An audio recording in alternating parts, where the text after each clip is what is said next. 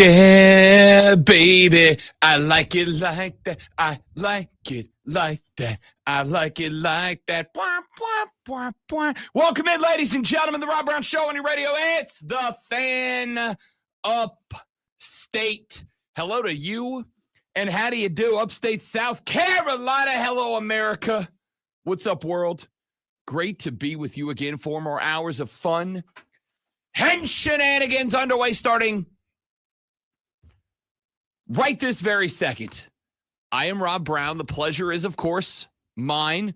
Spectacular to have you along for the ride. Across from me, on the other side of the metaphorical glass, the guy in charge of this and every radio program that you've ever enjoyed. He, of course, is the one that we call the Great One. Lonzo is here. What up? Yeah, boy. In the house, you know what I'm saying? Yeah. Word. We got a lot to get to today.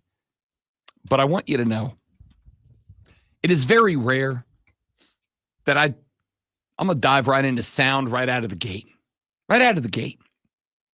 But, for a very long time, Lonzo, I have considered myself an elite athlete.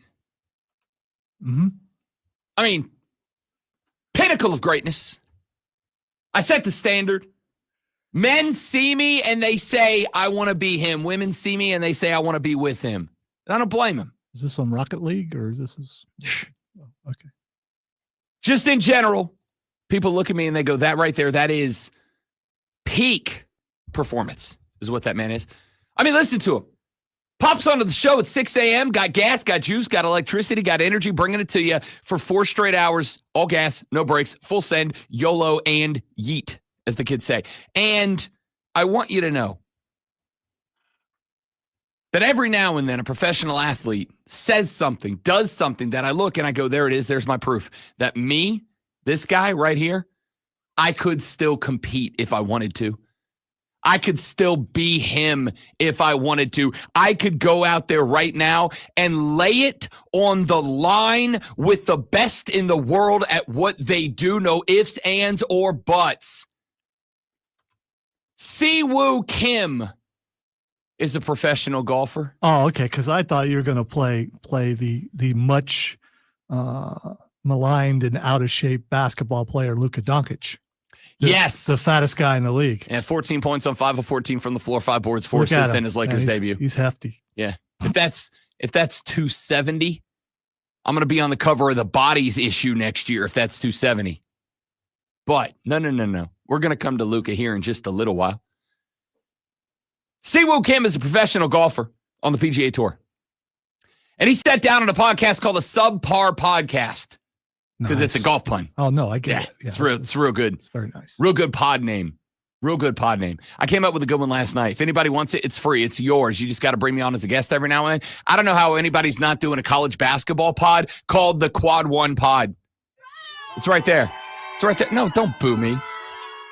Siwoo Kim was on the Subpar Podcast, and they were asking him about a little habit that he has, that he participates in during golf tournaments.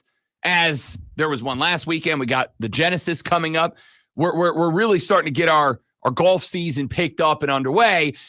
These two guys running this pod, the Subpar Pod, asked Siwoo about a story that's going on about how he handles himself during a golf tournament.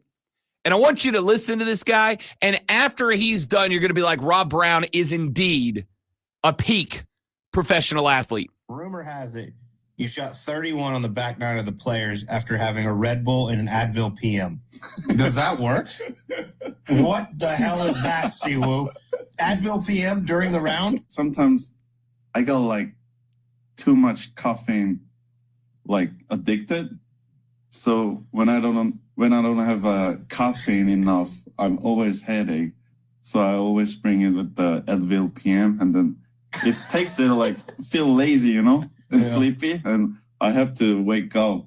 So I bring my Red Bull and drinks that wakes me up. That's a hell of a combo.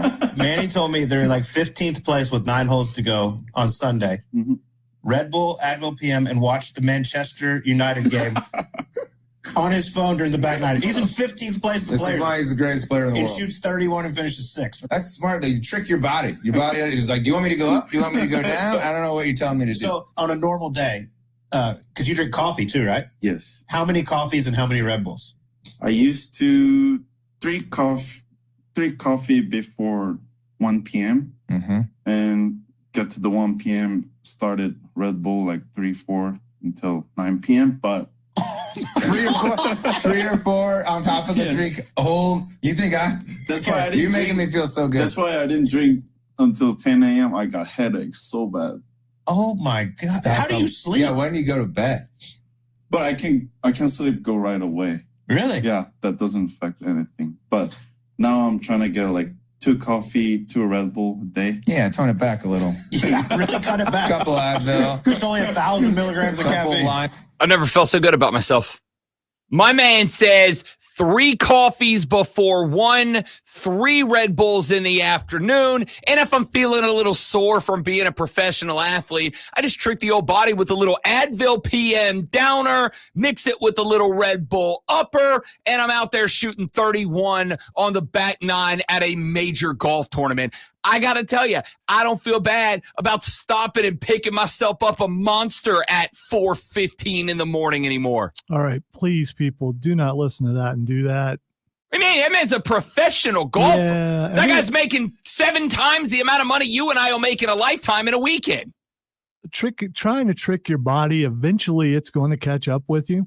And it's not a good thing to do. It's not. I mean, I'm going to live forever. Okay. I mean, I'm invincible. If you want to do the Red Bull thing and get your heart racing, I get that, but don't trick it by throwing in the PM medicine and going up and down. That's not good.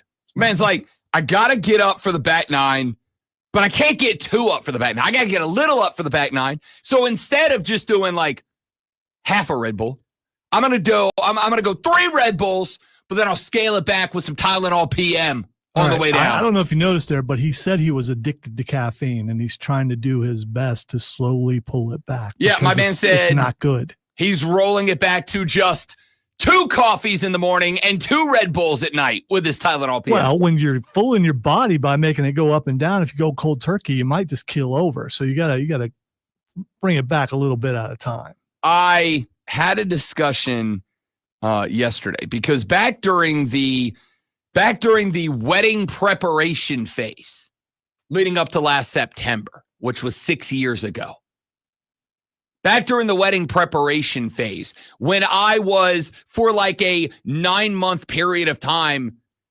actually taking care of myself for the first time in a long time, I went on a run of no energy drinks. I wanted to run of no Monsters, no Red Bulls, no nothing.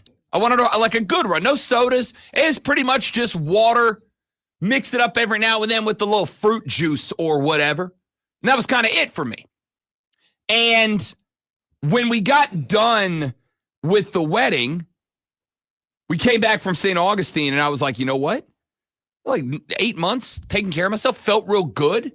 Dropped a bunch of LBs. I'm going to keep that streak alive, right? Like, why not go back? You've developed these healthy habits. Why not go back to it? Made it like 5 days before that 3:45 a.m. alarm clock went off. And on the drive here to the studio at bleep you o'clock in the morning, I was like, yeah, nah, this ain't gonna work for you, boy. Yeah, I'll just have one. Immediately recognize the sign of an addiction because I'm bargaining with myself on the way to work. I'll just get 1 Monster today. I'll just get 1. I'll just go buy, but I get the big one. I get the big one because that's only like 1.5 of the regular ones. So like that is not 2. It's just 1. I'm good with that, right? I'll just get the 1, and then like a handful of days later, I'm like, what the hell's the difference between 1 and 2, right?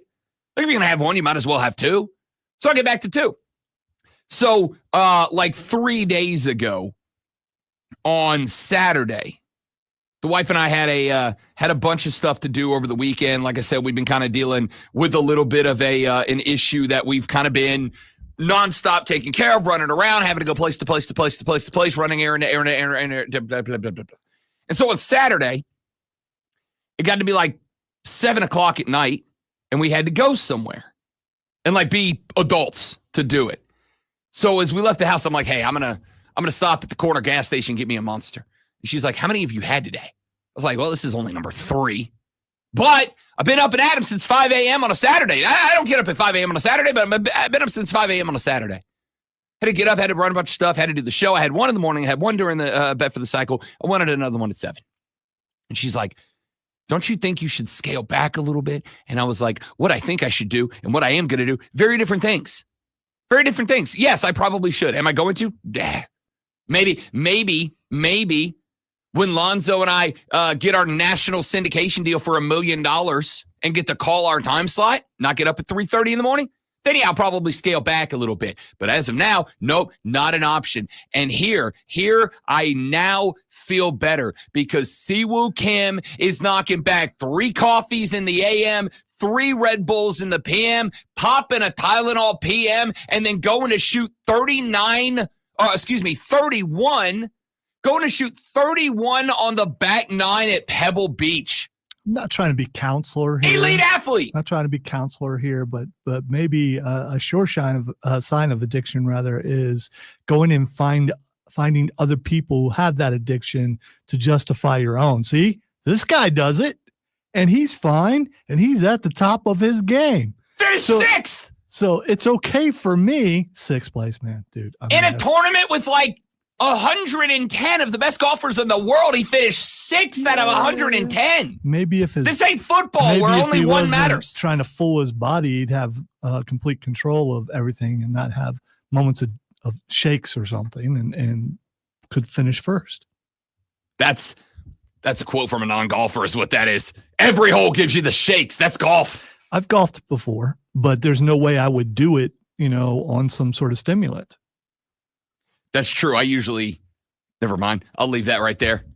It's usually not a stimulant that Rob Brown is knocking back on hole number 3. Here's the problem. Well, I get that. Mellowing out to do that, probably a good move.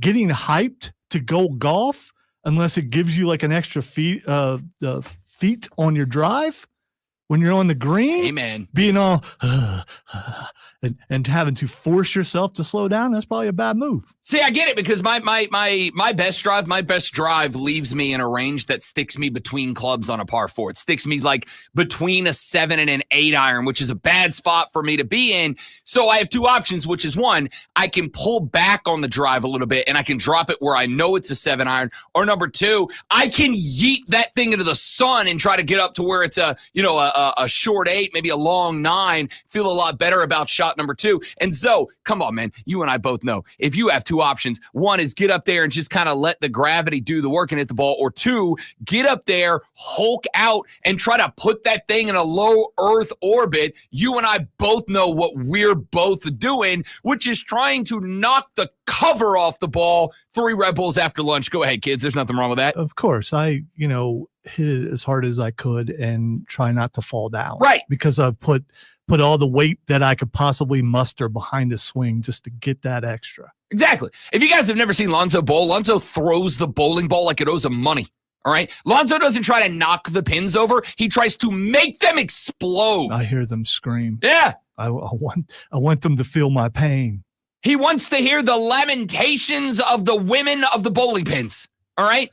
That's how we roll. There's nothing better than the pins coming out onto the lane because Lonzo you hit them takes so hard. Great pride in somebody having to go call a manager because 3 of the pins ricocheted back into the lane. All right. I've seen it happen. The point here is I'm an elite caliber athlete, me and Siwoo Kim at the top of our bleeping games right now. Yeah. Don't put the MPH up on the board when you're bowling, because I'm going to try to see how fast I can throw that. Yeah, nobody cares about the score anymore. Nobody cares about the score. Now it's who can whip that thing through the radar gun at the highest rate. Except for Diesel, man. He's Mr. Perfectionist. All right, we got a lot to get to today on the show, ladies and gentlemen, and we are hitting it full speed ahead. We've got, obviously, continuing fallout from Super Bowl licks down in New Orleans, Louisiana. We've talked all about the score, the X's, the O's, the Jimmies, and the Joes. So today, let's begin our conversation about what this means for the future, for the Chiefs, for the Eagles, for the AFC, for the NFC, for the NFL at large. We're going to get into that later up on the show. Obviously, this is where we kind of develop our sports chameleon eyes, because we got one looking over here at the postmortem of football season and one starting to look ahead over here to basketball season. Clemson fans, they may need 3 coffees and 3 Red Bulls if they stayed up last night to watch Los Tigres beat the ever-loving out of North Carolina. 20-point dub at the crib for Brad Brownell and the boys. Let Brad cook. Clemson, I'm not saying you're a lock now, but you are. So we'll talk some college basketball coming up, get some NBA. As Lonzo brought up a few minutes ago, Luka Doncic making his debut for the Lake Show last night. Didn't go for the triple-double I called him for. Did have a pretty good game overall. Not good, not great, not bad, not ugly. Just went out there and kind of did Luka things, trying to learn his role in the team. We'll talk about that and more. It's all coming up with me, with Lonzo, with you, with the Rob Brown Show on the Fan Upstate.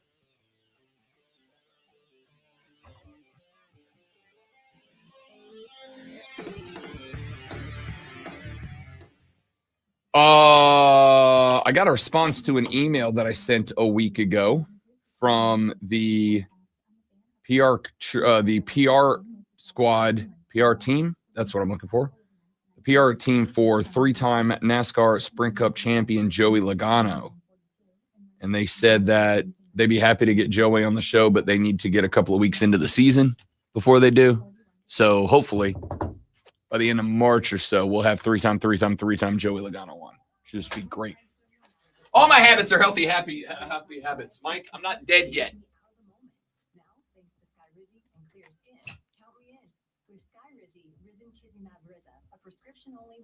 I mean, if you look at all the weight that I put on, maybe I'm not the guy to be talking about that stuff, but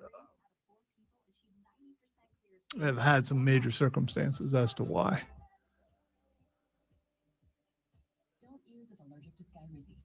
Allergic reactions and an increased risk of infections or a lower ability to fight them may occur. Before treatment, your doctor should check for infection and tuberculosis. Tell your doctor if you have an infection or symptoms such as fever, sweats, chills, muscle aches, or cough, or if you plan to or recently received a vaccine.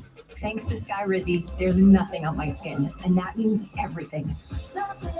Ask your doctor today about Skyrizi, the #1 dermatologist-prescribed biologic in psoriasis, and visit skyrizi.com or call 1-866-SKYRIZI to learn more. Sponsored by Audible. Tap into your well-being with Audible audiobooks, podcasts, and originals. Expand your life with expert insight and motivation for better health, habits, relationships, finance, and more. Start listening free when you sign up for a 30-day trial at audible.com.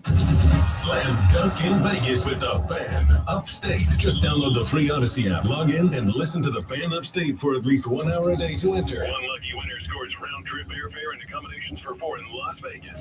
Plus $20,000. Enjoy the first 2 rounds of the College Basketball Championship. Stay at the Circa Resort and Casino, Las Vegas's premium sports viewing destination, and visit the biggest March Hoops party at Stadium Swim. Good luck in this national contest. Listen to the Fan Upstate on the Odyssey app. Text or call. One number does it all. 844-636-663. That's 844.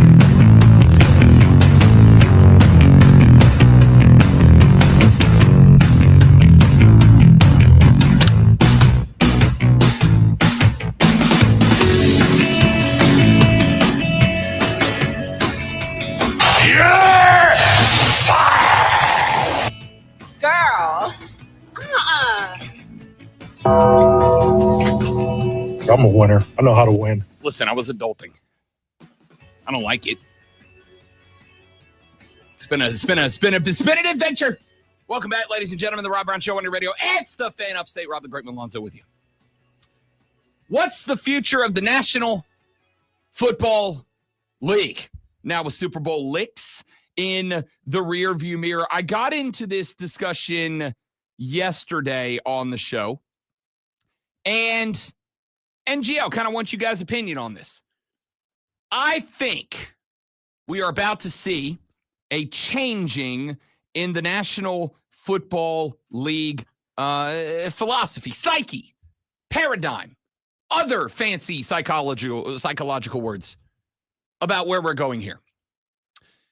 I am intrigued to see what happens with roster construction of teams moving forward. And here's why. Obviously, the Kansas City Chiefs for a number of years now have been the dogs, like them, right? We're going for a three-peat this year. Didn't get it. They are coming off of back-to-back Super Bowl victories, and they've been a pretty good squad. But this year, Philadelphia was just clearly the best team in the postseason. Just clearly was, right? Had themselves a little bit of a dogfight early. Went out there, hammered Washington in the NFC title game. A Washington team that, by the way, went to Detroit and beat the Lions, who were the odds-on betting favorites to win the Super Bowl out of the NFC. Instead, it ends up being the Philadelphia Eagles. I was scrolling around yesterday. The social media landscape, and I came across a take from a cat by the name of Aaron Torres. Now, Aaron Torres is known for his work covering college basketball. But much like everybody else in the media landscape, got to have a pod. And Aaron Torres has a pod. And he talks not just college basketball, he talks everything on his podcast. He got into it yesterday, Lonzo, and I'm kind of curious as to how you fall on this conversation. Aaron Torres says he thinks he saw something in the AFC that he wonders what it's going to look like next year. I think the AFC got a little bit exposed these playoffs. I think the AFC has some incredible quarterbacks. Hall of Fame type guys. I don't think they have incredible teams. Go back to the AFC Championship game. Buffalo has big gaping holes on that team. Their defensive line isn't very good. The O-line couldn't pick up a yard. They really don't have a number one receiver with Stephon Diggs gone. And did it matter in the in the regular season? No. Kansas City, they have a very good quarterback. They have a Hall of Fame head coach. They're not a great team. The O-line got beat up. The running backs are non-existent. They basically don't have a wide receiver that really scares you. They probably should have 5-6 losses. They found a way to keep winning games. Good for them. But it bit them in the butt when they faced the best team that they have faced all year. The Eagle sound effects at the end was oh no, that was touch. Hey, touch. I'm an Eagles guy. Let me talk about how bad the AFC is. First of all, injuries occurred a bunch on both Buffalo and Kansas City, and that's the reason why they were not at full speed at the end of the season. So but they were in the playoffs. It doesn't matter. I mean, he's making it sound like it's a bad team. It's, first of all, Buffalo and Kansas City both lost players. Kansas City was a mash unit the entire season and only lost 3 games at the end of the year and made it to the Super Bowl. This is front runner people talking about, my team won. Let's talk about how bad everybody else's is. Not accounting. Aaron Torres is not an Eagles guy. Yeah, well, why put the Eagles thing in there? That's it. Because they were the best team in the postseason. Or maybe he's just anti other teams, so trying to rub it in. It's do some more research before you say stuff like that, because it makes you look bad. It's embarrassing. Okay. my landing spot was this. I think he's overreacting a little bit on an overreaction Monday. I think he's over. This was from yesterday. That's why I say it. I'm very aware it's Rob. The Tuesday. Chiefs are done. We've already heard that. We've heard other AFC teams are done. Philadelphia for the ever. For the ever. Come on, people. I get you're supposed to overreact and give takes that get, this kind of reaction. But don't make yourself look dumb. And that's what he did. To do some research and look into these teams that you're saying are constructed bad and all this kind of stuff, and find out that maybe there were some major injuries on those teams. So, okay, let me look at this team by team, because I do think if he's going to say the AFC as a whole got exposed, then I think we got to look at the teams at the top of the AFC. I would start with the team that was in the Super Bowl. I would start with your team. I would start with the Kansas City Chiefs. And the Kansas City Chiefs themselves said, coming into the playoffs, certainly coming into the Super Bowl, that was as healthy as they had been all year. So to me, I think it's fair to break this down not by what happened in the regular season, but by what happened in the postseason. Because I think you did get the healthiest Buffalo you'd gotten all year. I think you got the healthiest Baltimore you got all year. I think you got the healthiest Kansas City you got all year. And I think it's fair for the sake of arguing this take, I think it's fair to look at the postseason. What I would say about Kansas City is this. Last week when we were going through our Super Bowl prep preview and breakdown, I said a number of times that if you really look at these two teams on paper, there was one position on the football field where I felt Kansas City was a better football team, and that was quarterback. That's Patrick Mahomes over Jalen Hurts. And by the way, Jalen Hurts flat out outperformed Patrick Mahomes. That's not a hot take. That's just what happened. Listen, wow, I'm having a bad week. 7 out of the last 10 Super Bowls, the AFC has won. The AFC will win there's a pattern. The AFC will win 2 years. The NFC will win 1 year. The AFC will win 2 years. The NFC will win 1 year. NFC is not back and dominant and all that kind of stuff. It's just following a pattern. Do some research, fella, whatever your name is.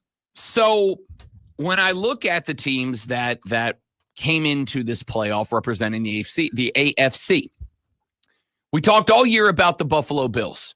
I talked all year about how they spent the majority of the season with Keon Coleman as their number one. That's a rookie out of Florida State. Good player. Raw. Not a lot of polish. Not a lot of crisp to the route. It was going to be something he had to work on. And on top of that, because of the way that Josh Allen plays football, similar to Patrick Mahomes, you don't play a traditional wide receiver where it's, here's the route you run, here's your landmarks. It's a 7-yard in. When you get to 7 yards, you cut in. With a guy like Allen, a guy like Mahomes, hell, a guy like Lamar Jackson, it's not really so much 7 and in as it's at some point there's an optimum spot for you to break in, and that's where you break in. And that may not be something that a rookie picks up, and that's who he had as his number one until they added Amari Cooper. When they added Amari Cooper, let's keep it a buck. Amari Cooper was like fine, but Amari Cooper did not look like Amari Cooper. When the trade got made to get Amari Cooper to Buffalo, a lot of us were like, uh-oh, Josh has got his guy. But Amari Cooper never really looked like that guy. So I would be fine to say, and I do think there is some level of we hang this on Sean McDermott, but I would be comfortable saying the Buffalo Bills had a very average roster that got dragged by Josh Allen to success or close to it. The Kansas City Chiefs, like I was saying, you go compare them on paper with the Philadelphia Eagles. There was one spot on the football field where they were clearly the better team, and that's at quarterback. And even in this game, Jalen Hurts was a better quarterback than Patrick Mahomes. In this game, not overall, in this game. But everywhere else on the football field, defensive backs, Philly was better. Linebackers, Philly was better. Defensive line was probably about as close as it got, but that's because Kansas City had Chris Jones, not the entire defensive line. Entire defensive line, I'd say Philly was better. Philly had the best offensive line in football this year. That's not a conversation. That's a statement of fact. Wide receiver core. Yeah, I like the addition of DeAndre Hopkins. We're going to be talking about him later on in the show. I like the addition of D-Hop. They got some talent over there, young talent, guys like Sky. But I got A.J. Brown over there. I got a Heisman Trophy winner at wide receiver. The first wide receiver to win it in, 30 years? Wide receiver, they were better? I would say, yes, Philadelphia had the better constructed roster, even if they didn't have the best quarterback. And then there's Baltimore. Baltimore might be the one exception. I really think Baltimore had a very well-constructed roster up and down, top to bottom, right and left, and they just got beat by Buffalo. Then I look on the other side at the NFC. I look at Philadelphia. We spent last week, despite the fact that I allowed the national narrative to convince me never bet against the Chiefs, even though I sat there for a week saying Philly's built to beat KC. I talked myself out of that pit going with the narrative. That's on me. That's my bad. Philly has a well-constructed roster. How we feel about Detroit? You want to talk about a team that we could chalk up, circle, and say injuries? Detroit. Detroit was bagged up. Not only was Detroit banged up, but Detroit was banged up going into that game against the Washington Commanders in the NFC divisional round. And they were losing guys in that game. Would they lose 2 starters in that game? That's a team that's banged up. But I would make the argument the Detroit Lions have a spectacular roster in terms of construction. I would say that Torres's take is probably dramatic. It's probably over the top. It's probably a little aggressive. But I don't know that I would say it's flat out wrong. It is. I apologize that we're even talking about this guy. Wow. How does he even have a job? Because he's very good at it. Lazy, so lazy. Let's see. It's after a Super Bowl. Let's do this. Everyone is slamming the Chiefs in the AFC. Let's jump on that. What if he's right? Let's look at analytics. Let's look at numbers. I just gave you a trend, but you're ignoring that. And we can go back and let's look at odds for Super Bowl next year. Kansas City and Philly both have the highest odds to make it to the Super Bowl again, which happens probably every year. Immediately after the Super Bowl, the 2 teams that were in it have the best odds to be back. Yeah, and the NFC team never does it. But the NFC is better constructed according to you and that dude whose name I keep forgetting. Aaron Torres. Okay. Here's what I would Lazy say. Torres. Yeah, that's yeah. Well, us lazy guys like to hang together. Me, him, and Siwoo Kim. We like to hang together. Oh, he ain't lazy. He's just hyped. How do you think he gets hyped? You can keep trying. I hope you get an endorsement. I mean, I really do too. I mean, if anyone in the building could endorse that product, it would be you. Hey, Monster Energy Drink, I'm available for endorsement. You are the fuel, the fire. You are that which I desire. So I would make the argument, and I think Aaron Torres does. Like I said, I think he's a little dramatic about it. I would make the argument. There is no question that at the top of the AFC, the quarterbacking is better. Mahomes, Jackson, Josh Allen. The quarterbacking is better. Over at the top of the NFC, Jaden Daniels, who I'm ready to say I think is going to enter that conversation, but I also think, as Lonzo said a couple of weeks ago when we had this discussion, or I guess I should say a couple of days ago when we had this discussion post the NFL honors, I think I got to wait for year 2 before I say that, right? If that dude's putting up same numbers, same performances in year 2, we're 7-8 weeks in, and he's still producing, then I think we can go, okay, he's in that discussion with Joe Burrow, another AFC quarterback. That's another team, by the way, Cincinnati. Phenomenal quarterback, good wide receiver core, very poorly constructed football team. Just a really bad defense. I mean, I would even argue that while they have a bunch of talent on the offensive side of the football, it's not a part of having a really well-constructed football team is having an offense that works well together. Joey B works well with anybody, but the rest of the offense as a whole never really clicked. That was part of the problem. I think Aaron Torres has a point. The quarterbacking is definitely and obviously better in the AFC. But I think Philly, I think Detroit, I think Washington are all San Francisco, although they've got some work to do. The Los Angeles Rams, the teams that are at the top of the NFC, I actually agree are better teams, but quarterbacked by less talented quarterbacks, and there's a balance that they got to find. All right, what do y'all think? Yes, no, crazy take from Aaron Torres and Rob Brown, lazy take from Aaron Torres and Rob Brown, or do we have a point? We'll keep going back after this on the Rob Brown Show on the Fan Upstate.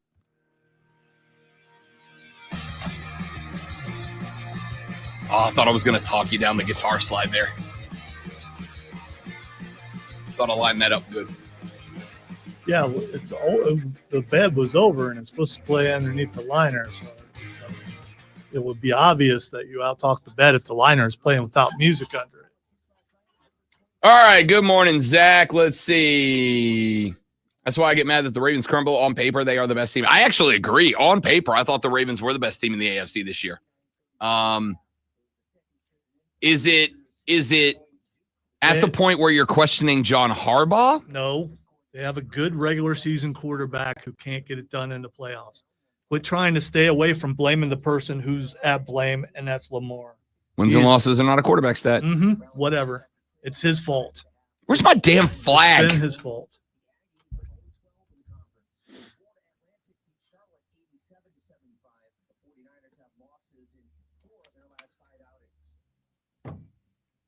Okay, I don't know what you got angry about, whatever that is you can't find. My flag. Flag for what? Oh, that flag. I just realized I have not gotten an update on my flag. I just didn't think it was real, so I thought it was a metaphorical flag. I got a literal, just like from the same company. I got that one. I got to find it. Maybe they went, that's not real. I'm not sending that. I don't care if he did pay for it. Wouldn't that be messed up? You paid money for a flag or something, and the company goes, "No, I'm not doing that." I have. You ever gotten scammed online? My wife has. I have. I'm ashamed to say I have. You got scammed? Yeah. Oh, that sucks. Yes, I got scammed out of about $125 online. Wow. I'm embarrassed. This was like 3 years ago. I came across, and this is why I do not buy things straight from social media ads anymore. I go to a website, right, and verify it. I came across an ad from a company that made golf polos, but they made like theme patterns and designs and stuff, right? And I bought like $130 worth of shirts. I bought like 6 shirts, and they were like holiday shirts, right? So I could come in here and look like an idiot on the air. And I thought that I had done real good.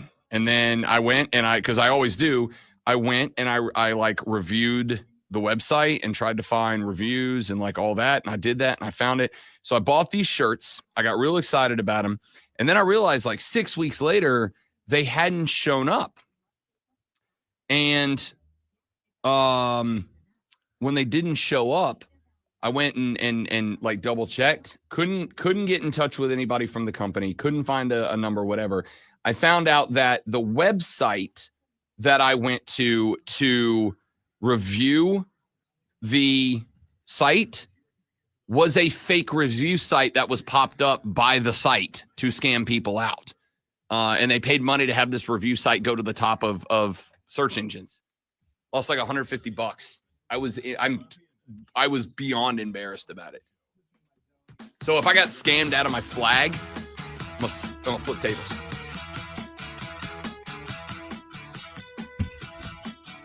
During the break, I remembered, those of you that watched the live stream, facebook.com/TheFanUpstate, The Fan Upstate on YouTube, The Rob Brown Show on YouTube, on Facebook, and on Twitch. That back in, I think, early December, maybe. I think back in early December, Lonzo and I stumbled our way into what I think is our biggest, longest running sports philosophical debate. It was refreshed during the break on the live stream. Again, facebook.com/TheFanUpstate, The Fan Upstate on YouTube, The Rob Brown Show on Facebook, YouTube, and Twitch. Because we got to talking about the conversation that we had on the air before we went to break. Aaron Torres had a take. I think it's a probably over-dramatic but not inaccurate take that the teams at the top of the AFC are teams that are built reliant on their quarterbacks versus the teams at the top of the NFC, which are built to be well-rounded football teams that can win with average or above average quarterbacking. Now, I think Philadelphia is kind of interesting in that they did build themselves that way around Jalen Hurts. However, for some reason, Jalen Hurts is like Jimmy Butler. When the playoffs roll around, the underoos go on the outside of the tights and the cape goes on and he turns into Superman because reasons. I think Philadelphia still fits into that category, yet is going to occasionally get fantastic play out of Jalen Hurts. But I look at Detroit. I really like Jared Goff. I like Jared Goff a lot. Am I putting Jared Goff in the discussion with Josh Allen, Patrick Mahomes, Lamar Jackson, Joe Burrow? No. He's good, but he ain't in that A tier of QBs. He's in like a B tier, maybe a C plus, B minus tier, but he's in that mix. However, this Lions team is very well built from a team perspective. And so Jared Goff can go out there and be an above average quarterback, and the Lions can be really good around him. The Minnesota Vikings, they've made now not one, but two average quarterbacks in a row look like all pros. They made Kirk Cousins $100 million man. What happened when he got to Atlanta?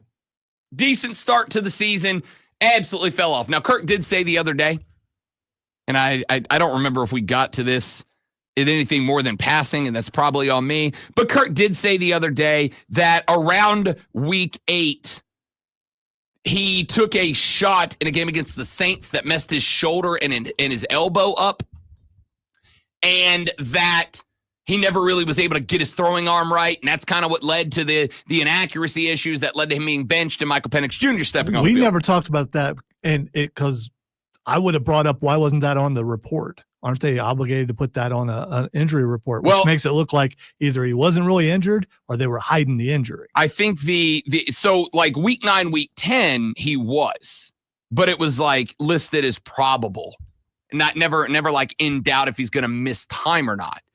But I also think to some degree, the impression I got from his interview was he was kind of keeping it quiet a little bit, right? Like he wasn't saying anything to anybody. Because I think we might have had a different view on Kirk Cousins taking a seat, getting benched for Michael Penix Jr. Had we known that he was playing through an injury to his elbow, and he said it was his elbow and his shoulder that got messed up. Either way, got benched, they moved on. He made $100 million from the Atlanta Falcons because the Minnesota Vikings are a team that is built as a team to make a quarterback look good. Sam Darnold was in the mix for MVP for weeks. He was in the mix for MVP. And then he just fell off. Once they started going up against the best teams in the NFC, and when I say best teams, I'm talking the Detroits and the Phillies, all of a sudden they're getting worked, right? Like they made, because of the roster construction, they made 2 mediocre quarterbacks look real good. What do you think the Minnesota Vikings, I mean this sincerely, think about this for a second. What are the Minnesota Vikings if I put Josh Allen on that team? I'm not kidding you when I think he goes for 5,500 plus yards. If I put Patrick Mahomes on that team. And then gets to the playoffs and somehow loses to a team that, I don't think so. If I put Patrick Mahomes on that Vikings team wins a Super Bowl this year. Honestly, like they're untouchable if I put him on that team. If I put Lamar Jackson on that team, they win a Super Bowl. Why are you picking all AFC quarterbacks? Because that's the focus of the conversation here. The focus of the conversation is that the quarterbacks at the top of if I put Joe Burrow on the Vikings, this I say, I mean this. Joe Burrow on the Viking goes for 6,000 yards. What if you put Jaden Daniels on the Vikings? Super Bowl contender. Okay. Honestly. I just Super Bowl contender. Picked a random NFC quarterback. It's a good one to pick. I think it's a good one to pick, but I've also been saying since he won a Heisman, Jaden Daniels is the future. And oh, by the way, Rob knows ball. He's the future. Jaden Daniels on that team this year. Someone that you've been supporting all year, so you couldn't downplay the fact that he was an NFC quarterback and could win. I'm not downplaying anything. Okay, listen, right, the reason I think that Washington has a wildly bright future is because now they've got a franchise quarterback on a rookie contract. What's that allow the Commanders to do? Hey, JD, who do you want, dog? You think the Washington Commanders aren't a dominant free agent landing spot this year? How many give T. Higgins the option right now? Sincerely, I mean this. Think about this. Y'all been asking for T. Higgins to come to Charlotte. And it'd be great. That'd be great for BY. And I think there's got to be some interest there. But I want you to look at this without your tinted glasses of whatever shade they are.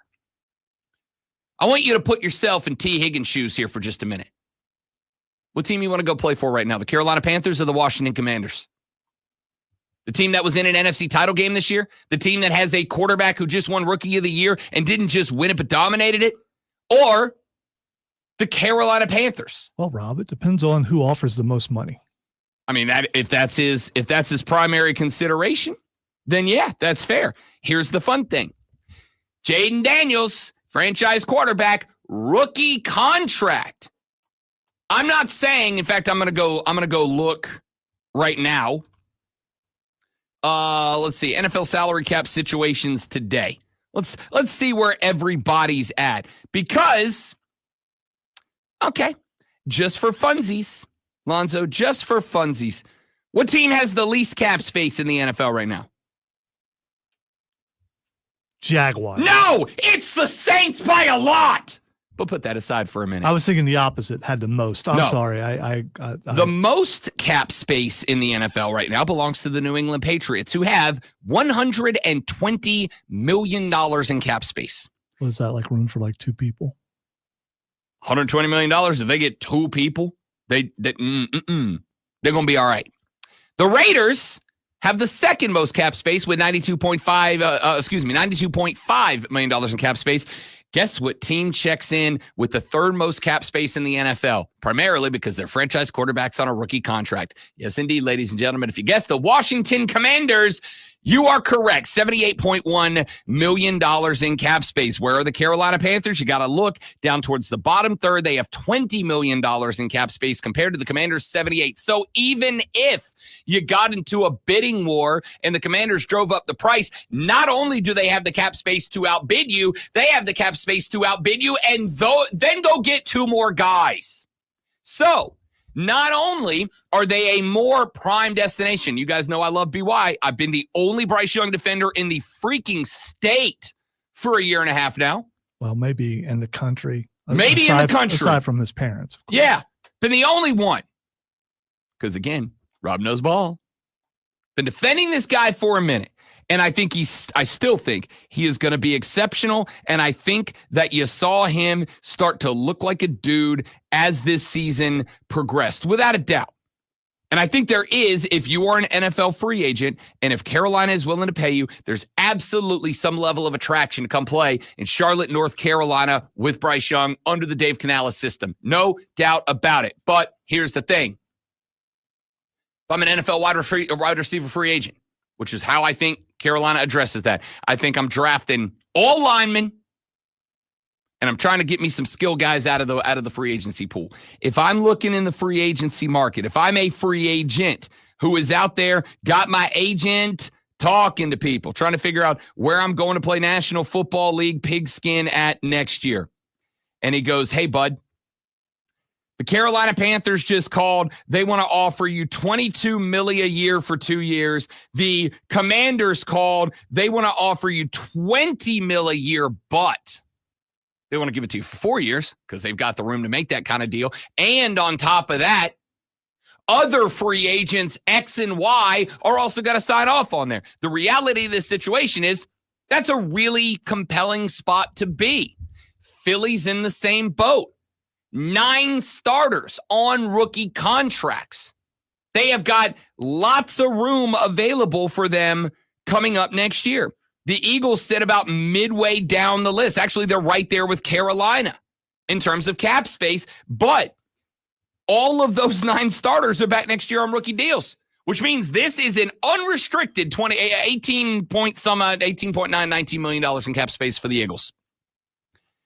The point here is, to take it back to the conversation that we were having, if I'm looking at the teams that are at the top of the NFC, I'm going to say Philly, I'm going to say Detroit, I'm going to say Washington, I'm going to say Los Angeles, and then I look at the teams that are at the top of the AFC. We're going to say Baltimore, we're going to say Buffalo, we're going to say Kansas City, and we're going to say, even though I don't think they're there, Cincinnati.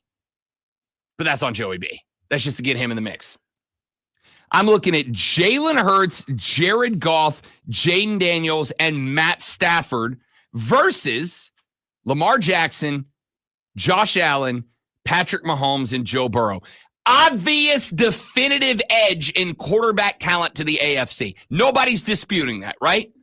Jackson, Allen, Holmes, Burrow versus Goff, Hurts, Daniels, Stafford. Obvious advantage. I could have looked this up, but I didn't. But, I mean, how many MVPs of the league have come from the AFC in the last decade? I don't know off the top of my head. But I would also make the argument that, and I don't mean to reject that as an argument because obviously historical setup matters in this, but in 2025, I'm not worried about who won the 2017 MVP. Unless it was Patrick Mahomes, and I still am. A lot of people were upset about who won the MVP. Not me. But that's another discussion. Point here is, I think Aaron Torres has a point. I think the AFC over the past couple of years has built around Hall of Fame caliber quarterbacks. All four guys on this list could be Hall of Famers. I think Josh Allen's going to have to get a ring. And even if he does it, he's going to be in that Dan Marino category. And I think Torres, you said, was his name. Yes. I think Awful Announcing already has that take marked so they can come back to it later. I don't think so. Because I agree with the take. So if he gets cold takes exposed, then I'm getting cold takes exposed. Oh, get ready. I am. I live ready. I stay ready. I don't get hype. I stay hype. I'm looking at the AFC having four teams that are quarterbacked by potential future Hall of Famers. I look at the NFC being quarterbacked by four guys that are pretty good. Three guys that are pretty good, and Jaden Daniels, who is going to be a Hall of Famer, I think. We'll see. I think that alone proves Torres' theory that the AFC has great quarterbacks that are all in with good teams around them, and the NFC has good quarterbacks with great roster construction around them. And we're going to see which of those two philosophies next year wins out. Philly runs it back again. I think the league changes in response to that. I think we may have found the roof for quarterback salaries. I'm following the pattern, and according to the pattern, the AFC will win next year. Sure, but if they don't, if Philly runs it back, if Philly sets themselves up for a three-peat, then I think at that point, the league goes, maybe we stop annually making the next quarterback to sign the highest paid NFL player of all time, and maybe we start shifting that money over. Because, speaking of which, why aren't they calling Philly a dynasty? Because they've won one Super Bowl. No, they've won two. They've won one Super Bowl. They lost to you 2 years ago. They won this one. Right, that's two Super Bowls. Right, they've won one Super Bowl. They have played in two in 3 years. They have won one of them. Do they want to? Whatever. Point is, I don't think they're dynastic yet. You don't remember Jason Kelsey after they won? Oh yeah, when was outfit? That's not this Philadelphia Eagles though. Okay, so you're saying that the majority of the players from that team are not on this team, including the offensive line. I mean, Jason Kelsey was the offensive line. No, he wasn't. I think that when we look at when I look at the Eagles, this is just me. When I look at the Eagles, who won it, by the way, in 2017. All right, it wasn't last year; it was 7 years ago. That's not this. I think dynastic means if you're going over 7 years. Okay, when did Kansas City win their first one, and then the dynasty supposedly started? Was it like the next year? It was like what you've been to. He's 3-2. He's been to 5 out of 7. Yeah, that's dynastic. Right. Winning 3, going to 5 out of 7. So that would have been 2018. The Eagles have gone to 3. But if it would have been 2017, it wouldn't count as it. But since it was 2018, what have the Eagles been since 2017? Have they been just a dominant whirlwind since 2017? No, they faded into obscurity for a couple of years before they resurrected 2 years ago, got smoked, and then won this one. No, now if the Eagles win it next year, then I think the dynasty countdown begins. You and Torres act like it's a foregone conclusion. I ain't acting like it. I've said multiple times, if Philly wins it again next year, if they win it again next year, then I think the entire philosophy of the NFL changes. But if Mahomes wins it next year, then maybe not. I just think it's an interesting situation. Well, Mahomes, I also think Mahomes won't win it. The team will win it because, winning is not a quarterback's. That is correct. Stat, which is why the better team won it this year. The team with the better offensive line won it this year. Yeah, which is part of because Kansas City's team was which is part of line. The two years that they lost, their offensive line was injured, and the offensive line is part of. Yeah, well, anyway, the team. You've already admitted that the quarterback was a winning stat right there. We can go back and we can prove that you did that. Team stat, Sports Flush. Go drink another Monster. That was a scary laugh. The Clemson Tigers remain undefeated against teams from Tobacco Road after a 20-point 85-65 win over North Carolina at home last night. The Tigers were led by 22 from big man Victor Larkin, who went 4 or 5 from deep and another 19 from Chase Hunter. The Tigers shot 50% from the floor and 48% from range while holding the Tar Heels to just 4 of 19 from deep. Former Maverick Luka Doncic made his debut for the LA Lakers last night, recording 14 points, 5 rebounds, and 4 assists in a 132-113 win over the Utah Jazz. LeBron James had 24 to go with 7 boards and 8 assists. The Lakers shot over 54% from the floor and only 11 turnovers on the night. Tune in tomorrow night at 6:30 as the Furman Paladins take on the Mercer Bears. Furman versus Mercer, right here on your home for Furman Paladins basketball, The Fan, Upstate.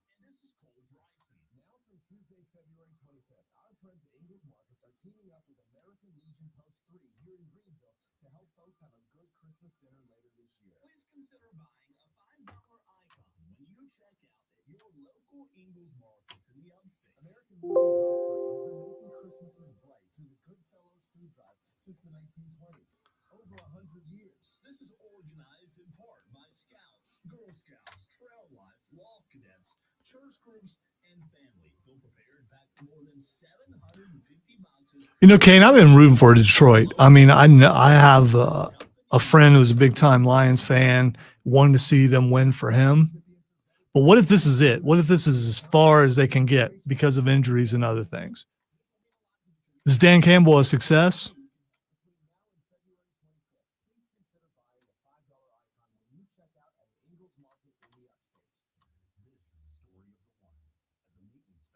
So if I recall, I think Detroit was picked to win, to at least go to the Super Bowl this year at the beginning of the year.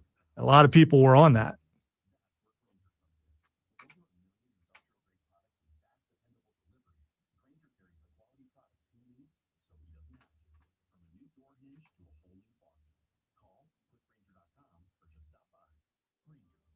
No, I know. No, I get it. I get it record-wise. He's a success. I love him. I think he's awesome.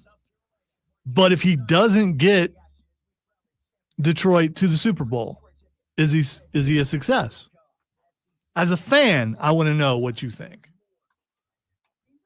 Doesn't matter what anyone else thinks, but as a fan, do you consider him successful if he never gets them to the Super Bowl? Because all the hype and everything, and they've lived up to it, but they had a bunch of injuries that cost them a lot. And I do, if I recall, everyone was picking them to be contending for the Super Bowl, and it didn't happen.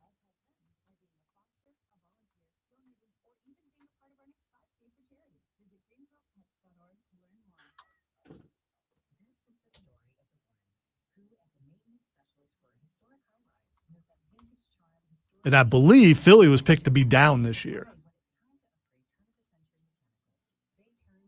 No, I know, but injuries are part of the game. That's why I'm saying, as a fan, if he never gets you there to the mountaintop, was he still a success?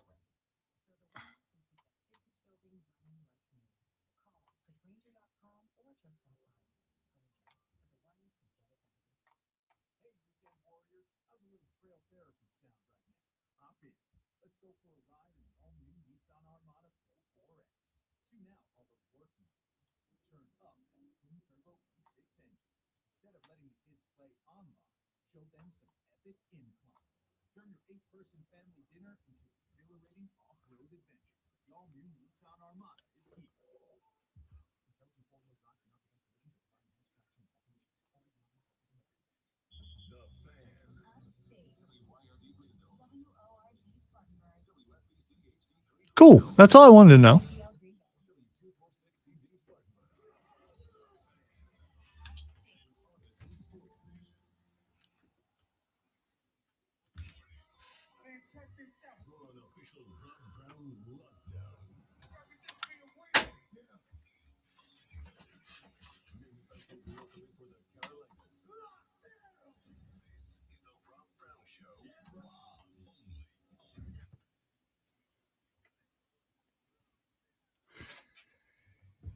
And off we go into our numero dos. The Rob Brown Show's on your radio. It's the fan upstate, Rob Brown, the great one, Lonzo, and you. 7:01 in the AM portion of the day. Getting your day started like 3 Red Bulls and a Tylenol PM right out of the gate, baby. If you don't know what I'm talking about, go back and listen to the opening segment of the show later on today by going to thefanupstate.com. Go over to the podcast section, dropping it down, clicking on the Rob Brown Show, and all 4 hours of the radio broadcast get posted at the show's conclusion. You can go back and listen to them on demand, but that's okay because I'm probably going to play the sound again later because Rob Brown, like Siwoo Kim, is a top-level, top-tier, A-class professional world athlete.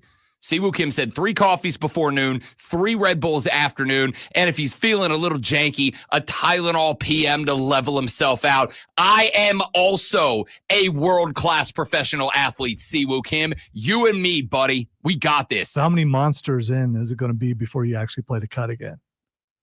You're going to be 3 in? I think this one is going to carry me the rest of the day. I'm feeling pretty good today.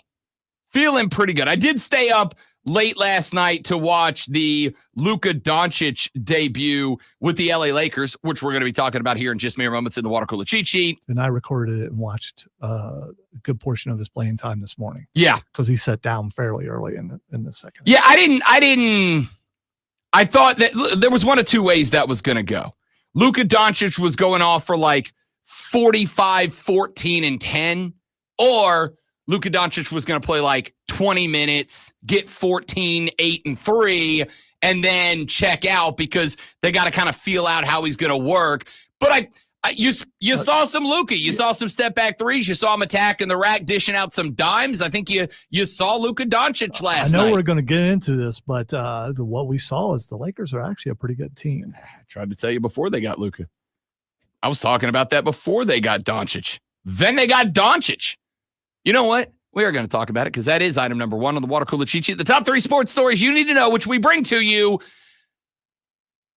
now. Are you ready for the playbook of the peculiar, the almanac of the absurd, and the encyclopedia of the extraordinary? Well, you better be, because we're diving headfirst into the 3 top stories that will have your coworkers say, "Great, you guys, I'm going home." Or they take their first bathroom break. No. Here we go. Welcome to the water cooler cheat sheet on the Fan Upstate.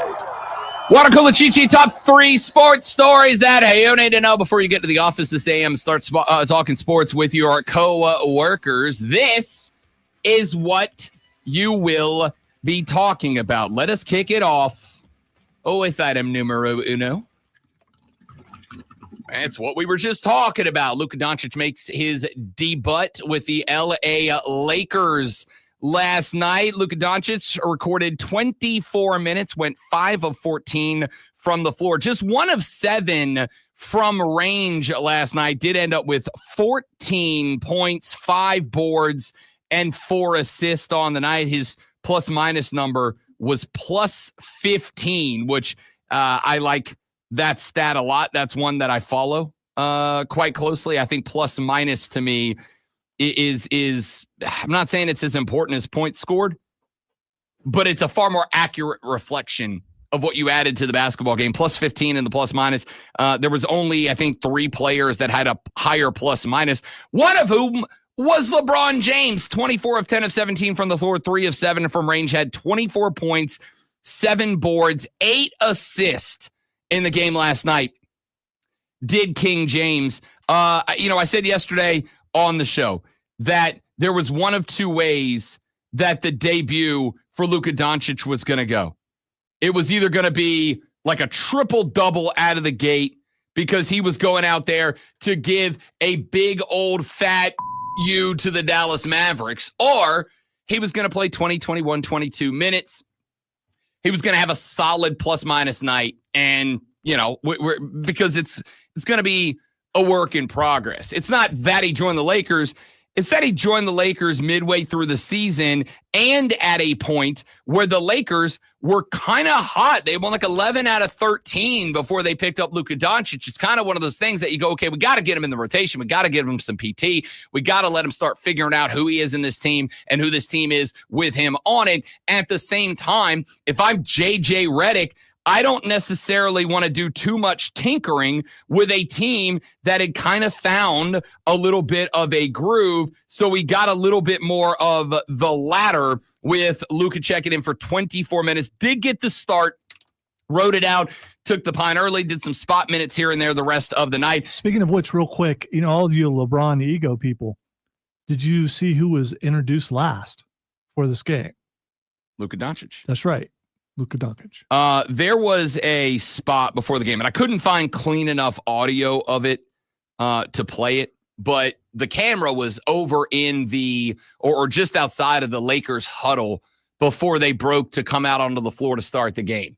And LeBron was in Luka's face, and he said, "You do you." He said, "Don't try to fit in, just be you. And play your ball, and we'll play to you." And I thought they did. I will say that I'm unsurprised that it was I'll say average shooting night, probably below average for Luka Doncic. Went about 40% from the field, but just 1 of 7 from deep. Luka, well, he obviously plays road games. Luka Doncic has been dialed in the Mavericks gym for years now. Of course, it's going to take him a couple of minutes to get used to the cryptobro.com, whatever it's called, arena nowadays.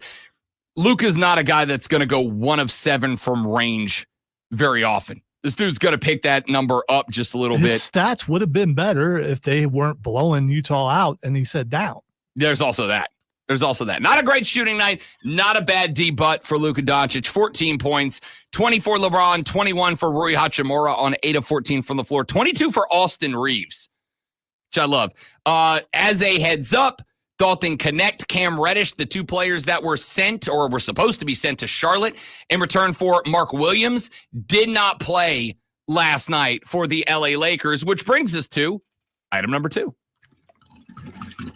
Speaking of the Charlotte Hornets, speaking of the Mark Williams trade, we didn't get to this yesterday because obviously we were Super Bowl heavy, but if you missed that story, the Lakers made a trade because Luka and LeBron and JJ Redick, they want a big man. They want a 7-footer. They want a dude to patrol the paint, and they thought they had it when they made a trade with the Charlotte Hornets to bring over Mark Williams. And then the interesting part of the story broke. Mark Williams flew to L.A. The players that L.A. sent to Charlotte in return, rookie Dalton Connect, vet Cam Reddish, a first-round pick and a pick swap, they got to Charlotte.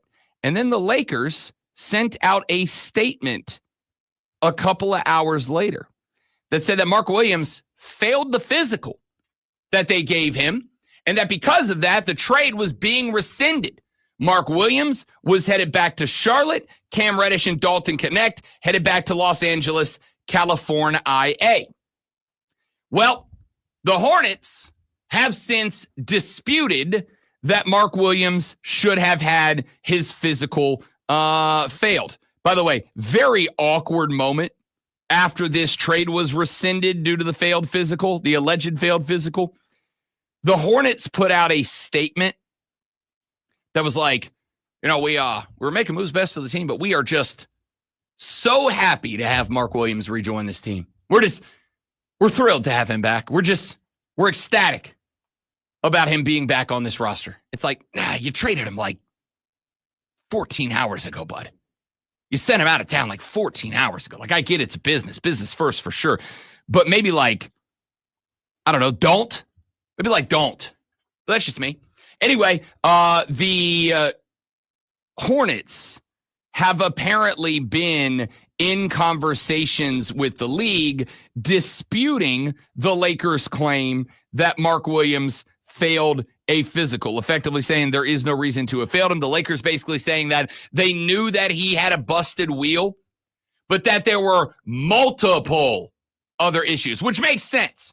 Mark Williams has played like 7 games since he got traded to the Buzz a couple of months ago. Because the trade was rescinded after the NBA's trade deadline, the Hornets and the Lakers were unable to discuss a change in the terms of the deal. The thought was there could be, depending on if a third party was brought in to conduct their own physical of Mark Williams, if it turns out that the Hornets knew that Mark Williams was going to fail because of multiple issues and didn't disclose that information to the Lakers, then they could be penalized up to including losing multiple first-round draft picks. But there's also the thought that if the Lakers are using a failed physical as an excuse because they made the trade and then they're like, actually, we regret this, we don't want to do it, so we'll just fail them on the physical, they could be penalized for that decision. So the NBA is probably at some point going to launch an investigation into this. We'll find out. Either way, the Hornets are disputing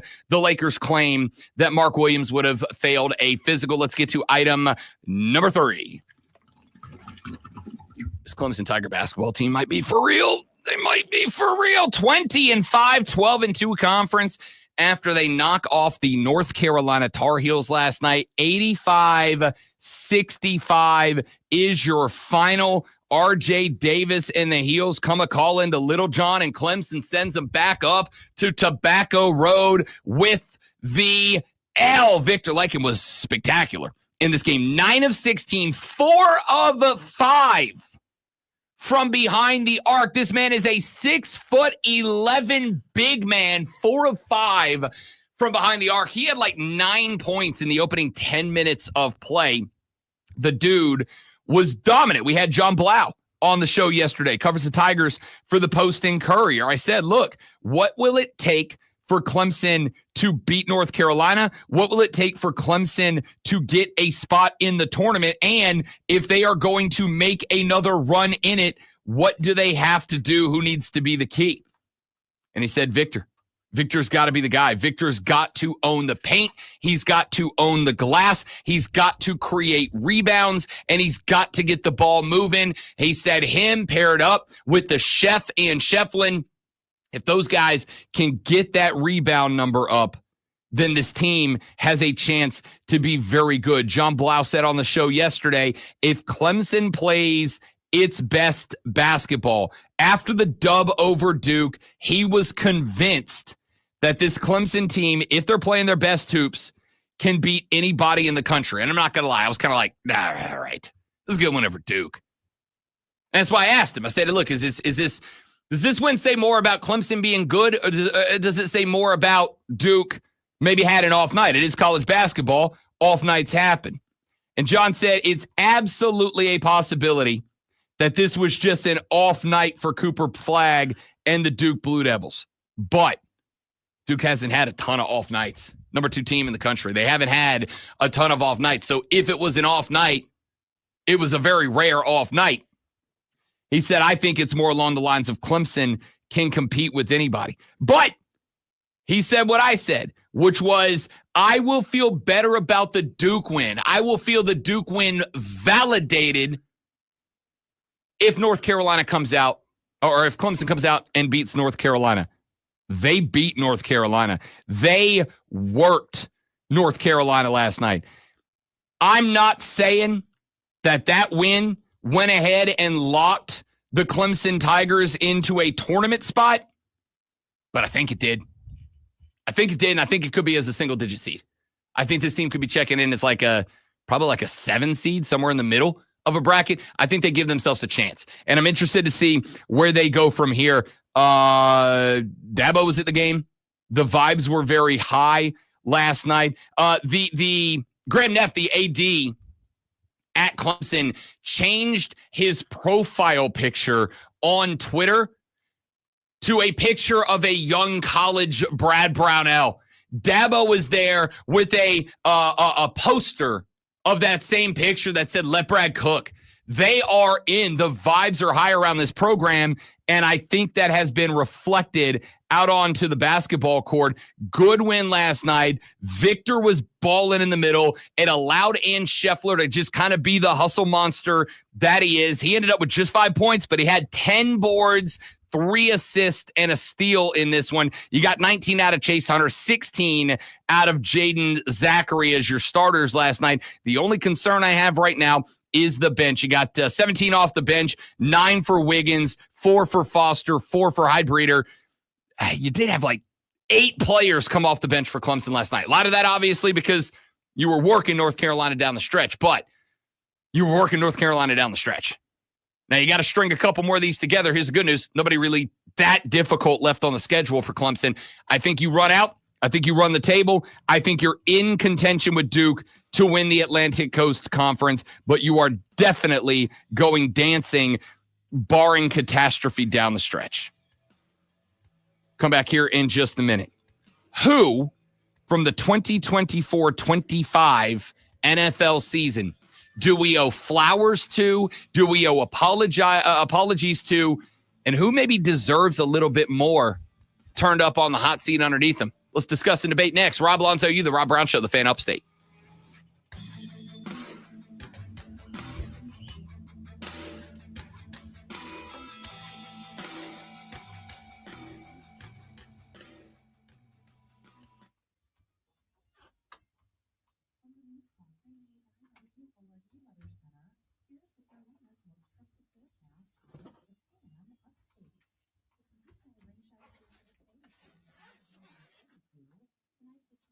Give me 30 seconds, guys. We'll be right back. Don't go anywhere.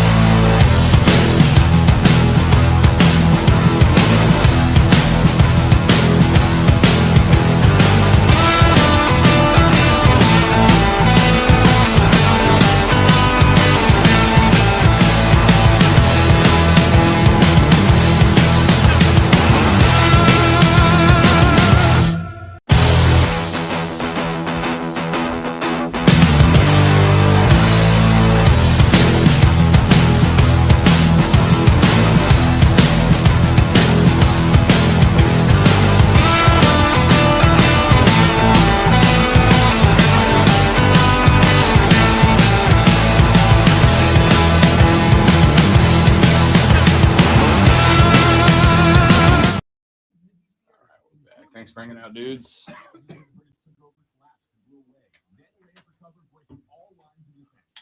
Kobe.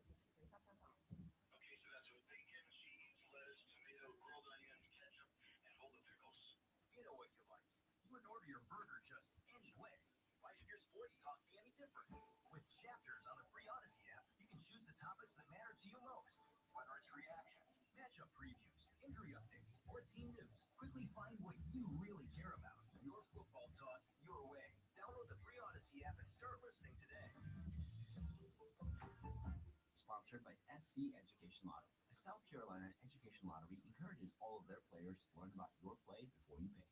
To learn how the odds work, common lottery myths, and the signs of problem gambling, check out sceducationlottery.com/betteryou. Playing the lottery for fun is a win for education. Duncan Vegas with the Fan Upstate. Just download the free Odyssey app, log in, and listen to the Fan Upstate for at least 1 hour a day to enter. One lucky winner scores round trip airfare and accommodation for 4 in Las Vegas. $1,000. Enjoy the first 2 rounds of the College Basketball Championship. Stay at the Circa Resort and Casino, Las Vegas's premium sports viewing destination, and visit the Vegas Marchers Party at Staples Swim. Good luck in this national contest. Listen to the Fan Upstate on the Odyssey app. Listen on the Odyssey app. Search the Fan Upstate.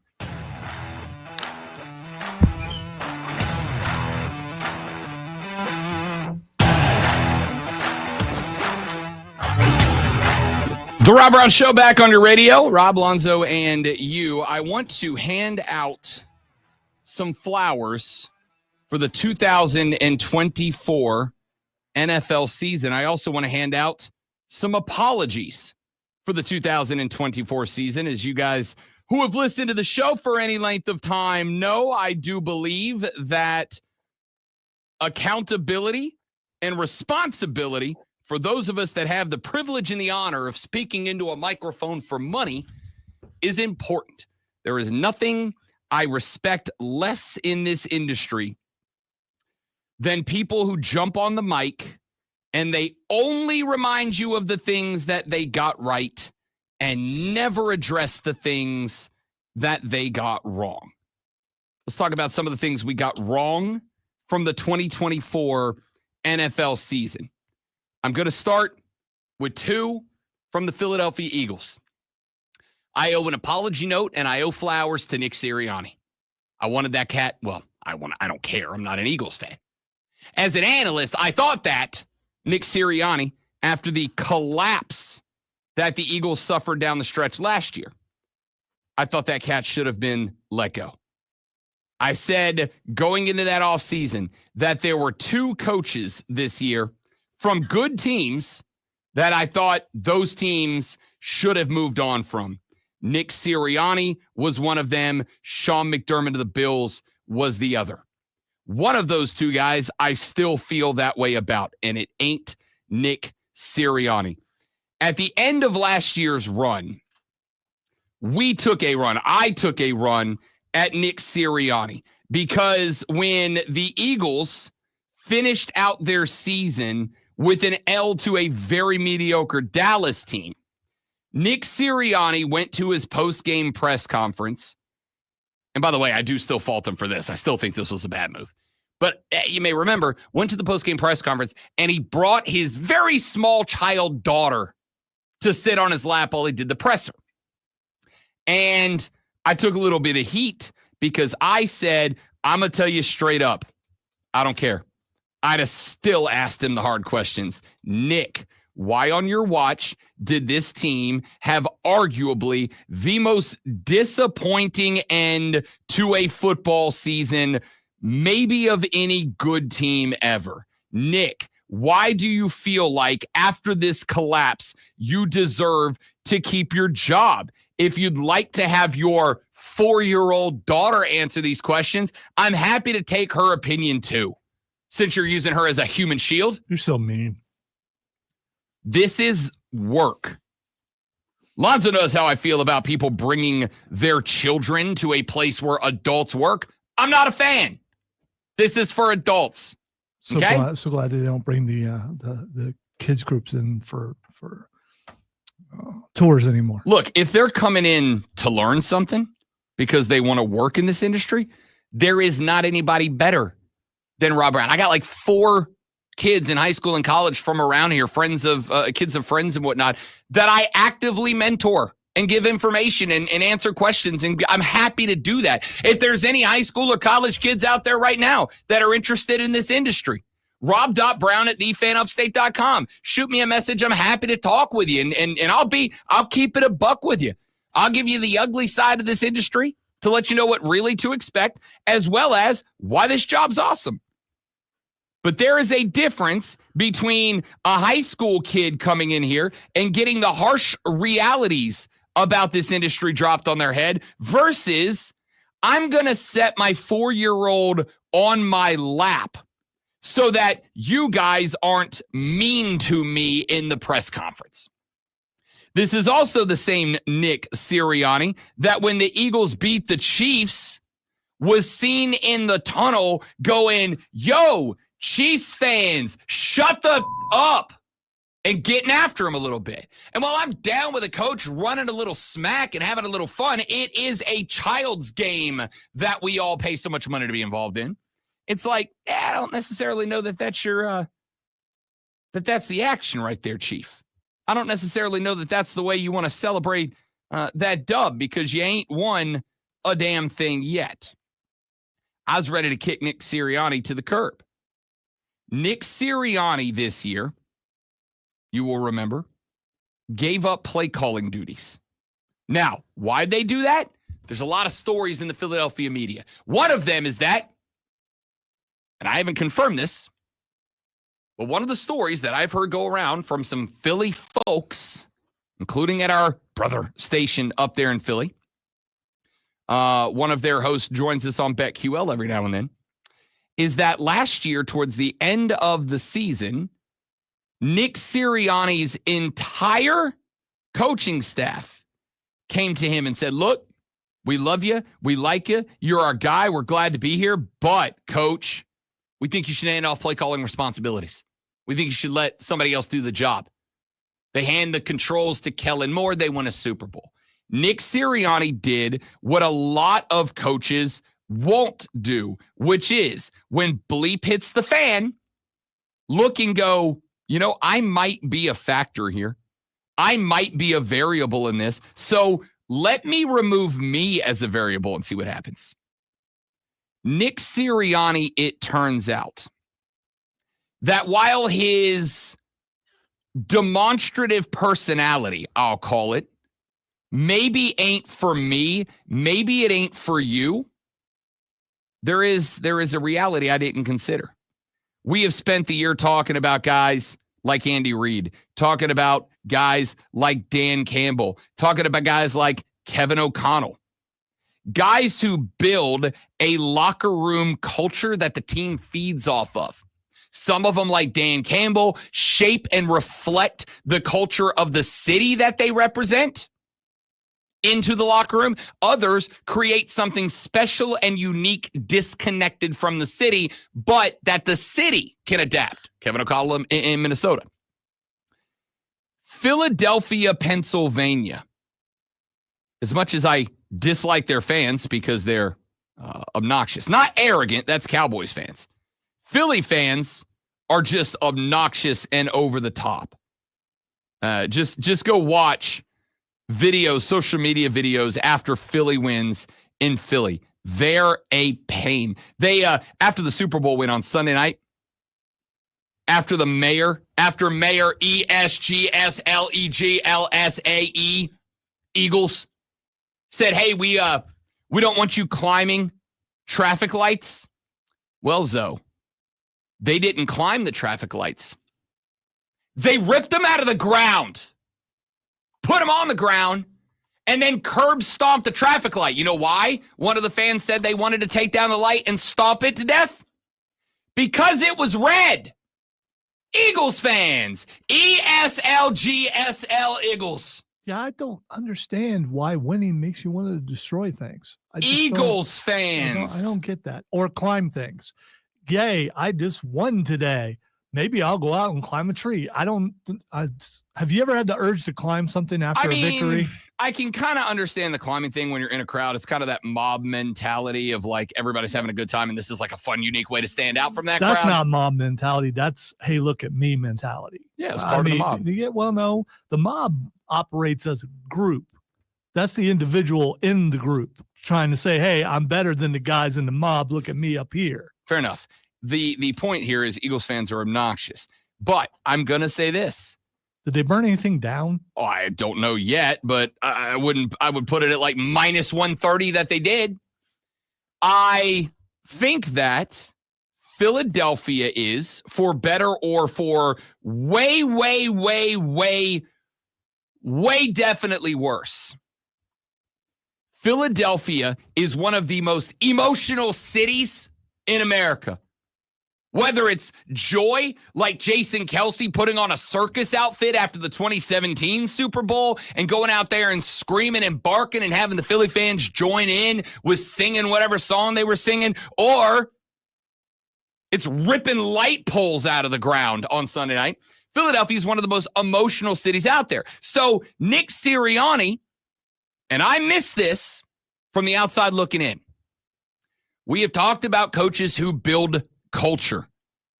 Dan Campbell, Kevin O'Connell, Andy Reid, et cetera, et cetera. Nick Sirianni has built a culture in the Philadelphia Eagle locker room that is very reflective of the city of Philadelphia. It is gritty. It is tough. It is arrogant. It is obnoxious. It is hard-nosed, but it is very bonded. The city of brotherly love, a nickname that they're very proud of, and literally no one outside of Philadelphia accepts is real. I've been there. Very little love in Philly to anybody not from Philly, but to people from Philly, the love and brotherly love is the real deal. And so Nick Sirianni built this culture into the locker room that I think is very reflective of the Philadelphia environment, the Philadelphia community. And it worked for that football team. So this is one of those things that from the outside looking in coming into this year, when I, and a handful, not a ton, but a handful of other people were calling for Nick Sirianni to be outed as the head coach, I think a chunk of that is because I did not recognize and realize how well liked Nick Sirianni is by his team, by his management, by his coaching staff, and apparently by the city of Philadelphia. This is one of those times, like I have said for so many college football programs. Hell, Clemson. I've said it a million times. Everybody outside of Clemson, South Carolina, thinks Dabo's kind of hokey, kind of a yokel. Who the hell cares? Yeah, listening to the Kelce podcast a bunch. Jason, no longer with the team, could, say bad things about him, but he has glowed about him all this time. About what a good guy he is, about how much the team loves him and all that kind of stuff. So they love the guy. And at the end of last year, he was willing to step back from play calling responsibilities and say, hey, maybe I'm the problem. Maybe I'm a variable in the equation of last year's fall off. So he got out of the way, hands over the controls, just dials in on the culture, being a manager, being that CEO type head coach. And the Eagles were the best team in the postseason this year, hands down. They put up 55 points between the two championship games, NFC and Super Bowl. Nick Sirianni gets some damn flowers and an apology from me because I was ready to run him out of Philadelphia. This team loves him. That front office loves him. That staff loves him. That city loves him. And now he's a Super Bowl champion. Nick, that's my bad, dog. That's my bad. You got me. Here's your apology. Here's your flowers. Back after this on the Rob Brown Show in the Fan Upstate.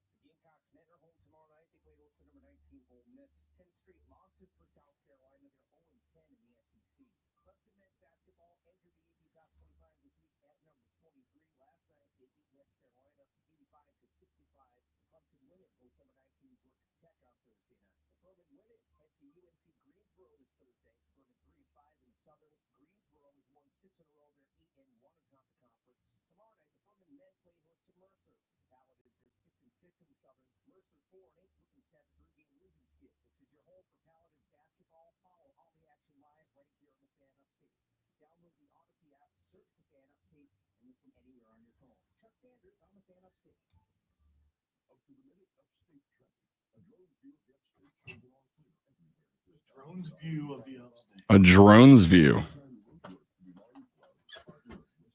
Does Bill Brooks have a drone? That's kind of awesome.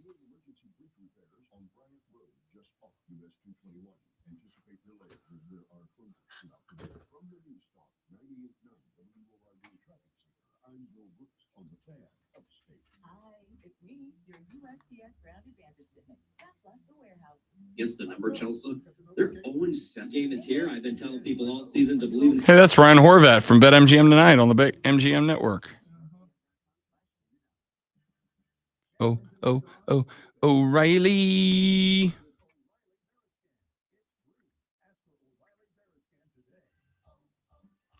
O'Reilly.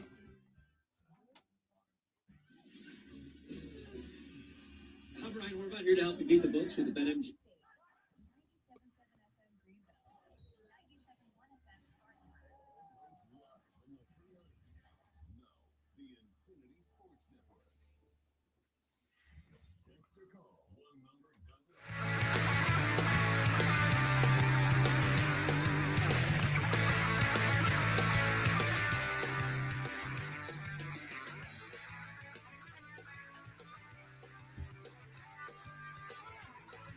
Who would you like to apologize to at the conclusion of the 2024 National Football League season? Who would you like to offer some flowers to? Who do you owe an apology to? Nick Sirianni is the first guy on my list. I owe a man I wanted canned an apology. I think that dude did something very special this year and frankly deserves the accreditation, the acknowledgement for what he did this year. And I am going to give it to him. Is there anybody else that we owe an apology to? I'm going to give you one more. And I hate to do it, but I'm going to stick. Well, actually, you know what? I'm not going to apologize. Y'all are going to apologize to Jalen Hurts. Y'all are going to apologize to Jalen Hurts. Jalen Hurts deserves an apology. I am going to apologize to Jalen Hurts.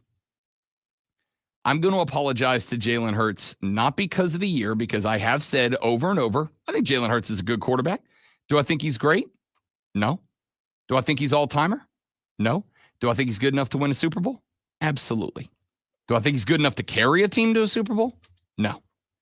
Jalen Hurts, I think, deserves flowers because Jalen Hurts went out there and for a week heard, I'm sure, the reason the Eagles can't win the Super Bowl is because Jalen Hurts can't go mano-a-mano with Patrick Mahomes. And at the end of the day, he's going to have to, and he just can't do it. Now, again, I personally, my bad. Rob Brown.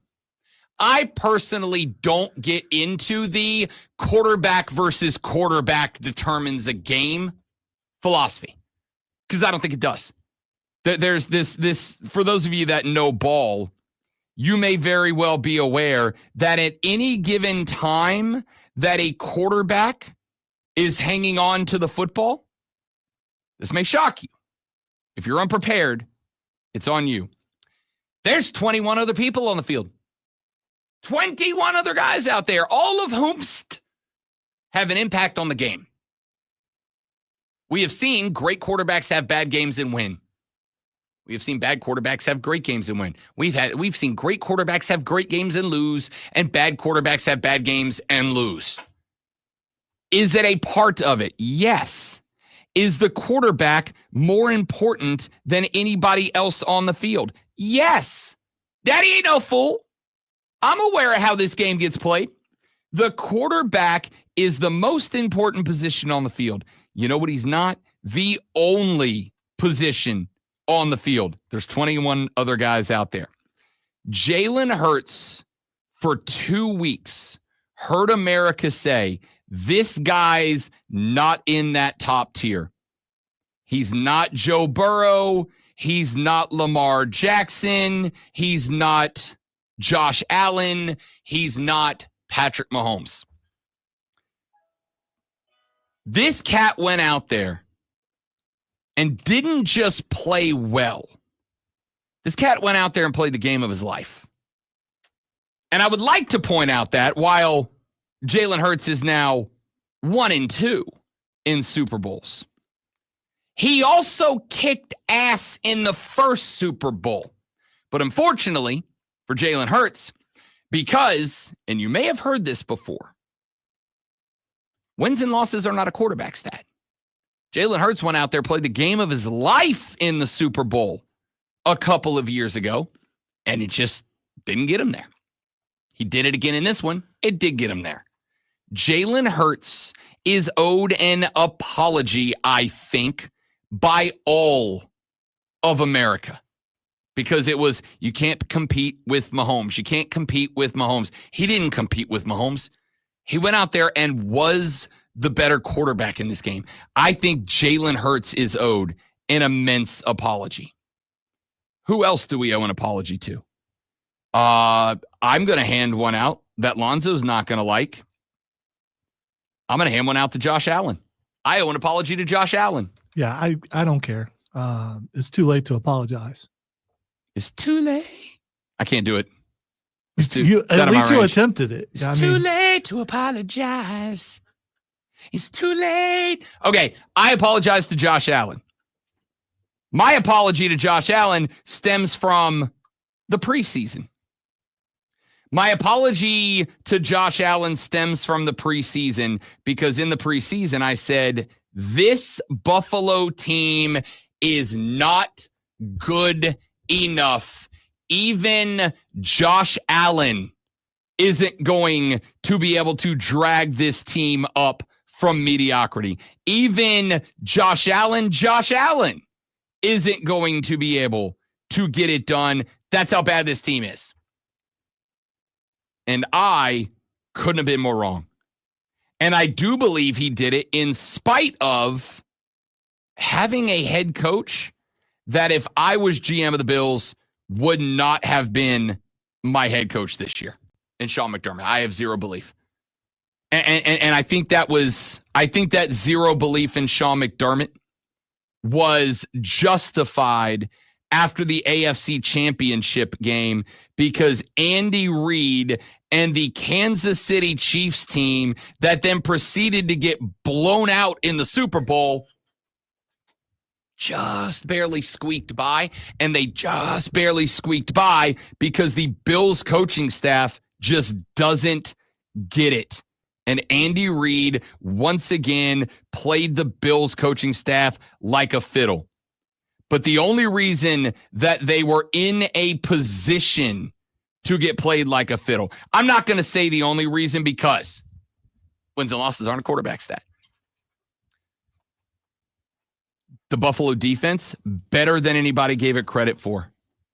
How many times over the course of the year did I tell you guys James Cook's kind of a dog? Everybody's sleeping on this cat, but this cat can ball, and the cat was balling all the way through the third quarter of the AFC title game where he had 85 yards on 13 carries before McDermott went, hey, let's stop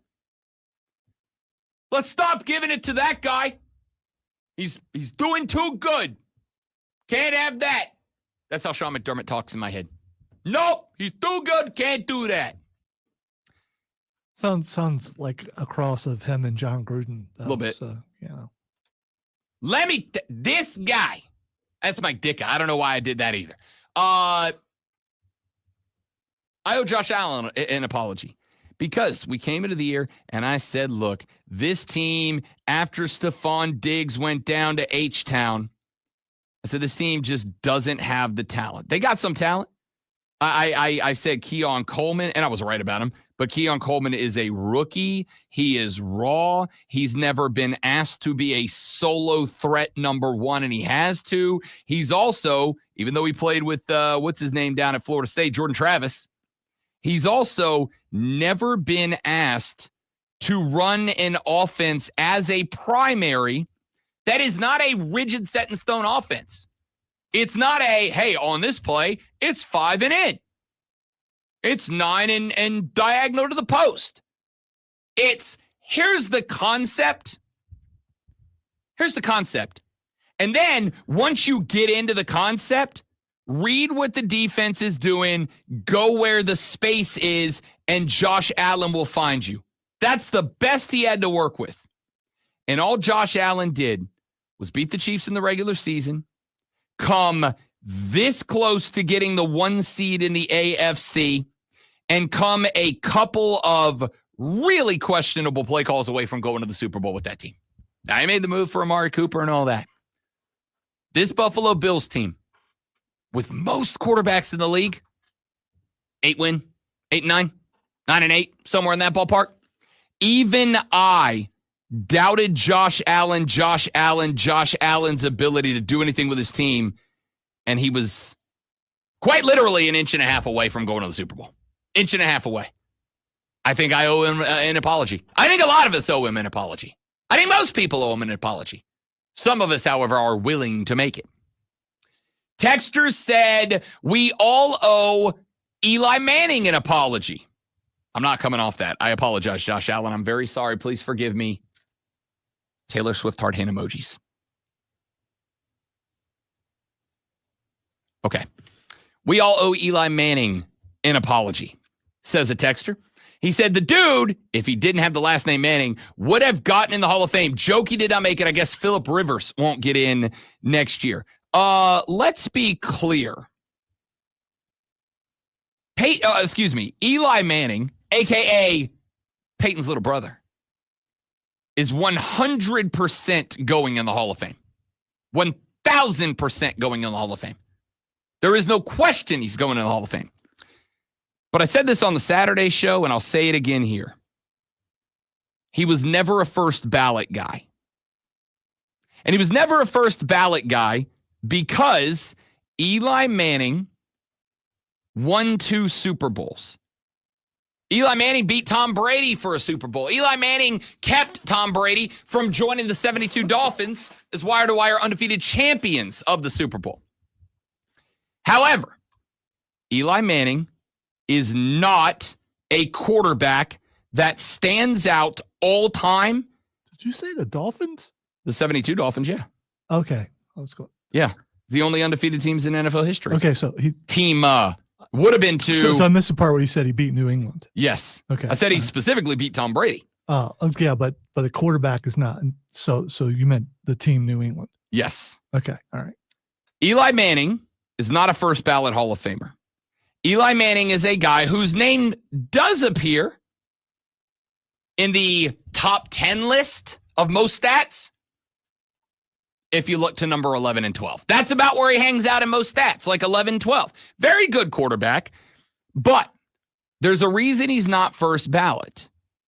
First ballot Hall of Famers are the equivalent of going into the Hall of Fame of being in the Hall of Fame. You get in the Hall of Fame, but to be labeled a first ballot Hall of Famer makes you a Hall of Famer to Hall of Famers.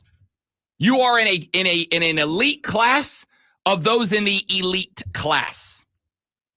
Eli's not that. Yeah, he won 2 Super Bowls. Yeah, he beat Tom Brady to get 2 Super Bowls. Eli Manning is absolutely a Hall of Famer. Is Eli Manning a guy? I heard somebody, I wish I could remember who it was, but they described the Hall of Fame as, can you tell the story of football and not include this person? And I think that's interesting because it's kind of like, all right, how far am I breaking down the story of football? And I do think to some degree, Eli, yes, because he prevented Brady from doing like the only thing in the career of Tom Brady that Brady didn't do, which is go undefeated because of Eli Manning. Yeah, so, but the story of football is riddled with like one-time deals and not about the Immaculate Reception, things like that. And people remember that's the story of football. If you take away one play, I don't know if it's necessarily, I don't know. That's why, like, I kind of understood that phraseology and why it was used, but I don't really like it because I'm like, it depends on what you mean by the story of football, and that's subjective, blah, blah, blah, blah. Eli Manning's a great quarterback. Eli Manning's 100% going into the Hall of Fame. Is Eli Manning a first ballot Hall of Famer? Is he a Hall of Fame of Hall of Famers? No, I'm not willing to go that far. He was good, 2-time Super Bowl champ, absolutely deserves to be in the Hall. And neither were they, the fact that only 4 people got in. Yeah. And like there have been quarterbacks I would absolutely say are in Eli's class. Hell, I'd say there's a handful of quarterbacks that I would say are above Eli Manning's class that were not first ballot Hall of Famers. Eli's not a first ballot guy. That's the peak. That's Brady. That's Manning. I'm going to say subjectively, that's Drew Brees. Like that's the best that have ever done it. Well, if you look around today, are there any first ballot Hall of Famers playing right now? Patrick Mahomes. Even if he never wins another one, Mahomes is a first ballot guy. I'm going to have to think about this during the break. My gut says say Josh Allen, but he doesn't have, if he can. Here's my thing. Do we look at Josh Allen's career, and it's at the end of the day, do we look at Josh Allen's career and we go, that dude would have won multiple Super Bowls, but Patrick Mahomes' parents did it. And so that prevented it. Lamar Jackson. Do we look at Lamar Jackson and go, that dude would have had multiple Super Bowls, but Patrick Mahomes' parents did the unskinny Bob. And therefore, he was just shield blocked from getting to a ring. And is that a Hall of Fame argument?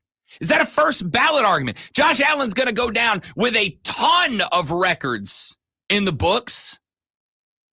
Is it first ballot, though? I don't think you have to have a ring to be a first ballot Hall of Famer. I don't think Super Bowls are a metric for me, but you better be damn special away from it. Eli's kind of the opposite. 2 rings, very good, deserves to be in the Hall of Fame. But those 2 rings are like the crowning achievement of a career that's like he was really good in a lot of things, but not perfect in anything. So that's why he's not first ballot. Can you make the Hall of Fame for preventing another Hall of Famer from winning Super Bowl? Yeah, see, that to me, I think you absolutely get flowers for the fact that Eli Manning stared down stared down Tom Brady and took down Tom Brady in Super Bowls. I think that is something to be commended, but I also don't think Super Bowl rings are the reason that you get in or the reason that you don't. They add to a resume. To me, they don't detract from it if you don't get one. So I don't know. Texter said Aaron Rodgers is a first ballot Hall of Famer. Sorry, Texter. He said, is anybody playing today? Aaron Rodgers ain't on a football team right now. Well, I mean. Allegedly. Yeah. Allegedly, because there are other reports out there that say that's not true.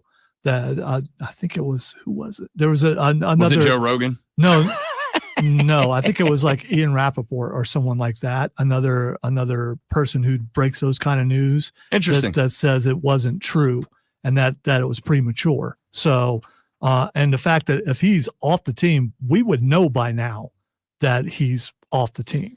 I mean, I don't think the team has actually so far it's only a story. The team hasn't really put out a press release, it was a story from Schefter, I think, and then other people were saying that that's not true. Can I tell you what I find most interesting about that take? Because I agree with you, but I'll tell you what I find most interesting about it. Aaron Rodgers ain't never been scared to grab a microphone in his life, and he ain't said a word yet. So that kind of leads me to believe it is true, or else he'd be out there like, why y'all spreading? So like Aaron Rodgers would use this to advance Aaron Rodgers if he had the opportunity. I don't know, unless he's still trying to decide if he wants to retire or not. So why go out there and say anything if you haven't decided? Because he may retire, and he very well could. Because right now, he just looks like a cast-off, and I don't think he likes that very much. Again, according to which story you believe. Again, also fair, but this is kind of one of those times where I don't subscribe to the if a guy's not denying it, then it's true. But I kind of do here. Texture said Saquon Barkley will be a first-ballot Hall of Famer. I'm good with that one. That's probably good. All right, we'll talk more about this coming back because there's more apologies coming in. Who do you apologize to for your actions and behaviors in the football world this season? Back after Lonzo entertains all of you. No apologies necessary for this Sports Flash. Well, that depends on how I read it. That's also true. The Clemson Tigers remain undefeated against teams from Tobacco Road after a 20.85-65 win over North Carolina at home last night. Tigers were led by 22 from big man Victor Locken, who went 4 or 5 from deep, and another 19 from Chase Hunter. The Tigers shot 50% from the floor and 48% from range, while holding the Tar Heels to just 4 of 19 from deep. After their trade with the Lakers that would have sent 7-footer Mark Williams to L.A. was overturned due to a failed physical, the Hornets have reached out to the NBA to dispute the results of the test. Lakers claimed Williams had multiple issues causing the failure, but since the physical was after the deadline, the trade could not be amended and was canceled. Make sure you tune in tomorrow night at 6:30 as the Furman Paladins take on the Mercer Bears. Furman versus Mercer right here on your home for Furman Paladins basketball. The Fan, Upstate.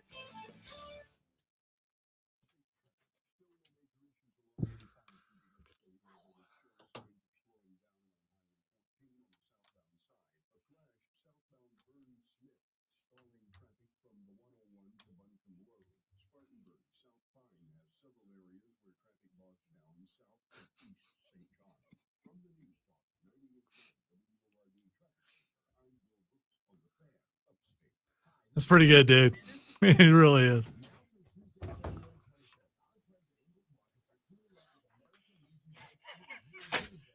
Yeah. Ooh, I am for real. Okay, so if anybody uses Spotify, I don't know if you have to have premium or not for this, but they have available an AI DJ who will put together sets for you to listen to based on your musical taste. And he kind of bounces back and forth. I never listen to those. I see them all. Your latest thing, your drive time, your whatever set up for you. And it's like, I got to tell you, I love my AI DJ. I listen to it when I play Xbox. I don't listen to the game tracks. I put Spotify on. So the AI DJ builds you set lists, like 5-song set list, and it bounces like genre to genre. So it'll always start with like 5 random of your most listened to songs, and then it will start based on what you've listened to, when you've listened to it, blah, blah, blah, will build you stuff, including sets of songs and artists that you may not know, but are kind of in the same sound of other stuff that you do know. So I found like 3 or 4 new rock bands because of the fact that my number 1 most listened to artist in 2024, this may shock you, was Creed. So it's introduced a bunch of like new age alternative bands to me. That mine was Alter Bridge, which is why we're just totally opposed to each other. Correct. So I've been listening to AI DJ for a while now, and the lady friend and I were driving around Saturday, and I had AI DJ in our car ride because that's the only way we have found to not fight over who gets control of the music is to just let our Spotify DJs be in charge. So we were listening to it, and AT Aliens came on from Outkast, and we both were like, damn, I forgot how good Outkast was when they were in there, when they were on top. Forgot how great Outkast was. And so now I've just been on a Outcast binge for like 3 days. So excellent timing on the reference there, I don't Zach. think I've listened to any more of Outkast other than their hits. Their albums are fantastic. Their non-release stuff is better than their release stuff. Their release stuff is obviously like stuff that they said, okay, we can make this mainstream with some cleanups. Outkast is freaking deep. See, Cameron was saying something to me Saturday because I had a song from Wolf Alice on that he didn't have, and he had let me hear a song from them. Good morning. Hey, Big Daddy, how you doing? That is an album by Outkast, Alonzo. Is it okay? Well, I don't have my glasses on, and that is a little bit of distance to read. It's a weird thing. I can read at certain distances. Like if it was further away, I could see it, but that's just right in the window right there where I'm struggle a little. And unlike Diesel, I'm not wearing my glasses all the time. I'm just not doing it.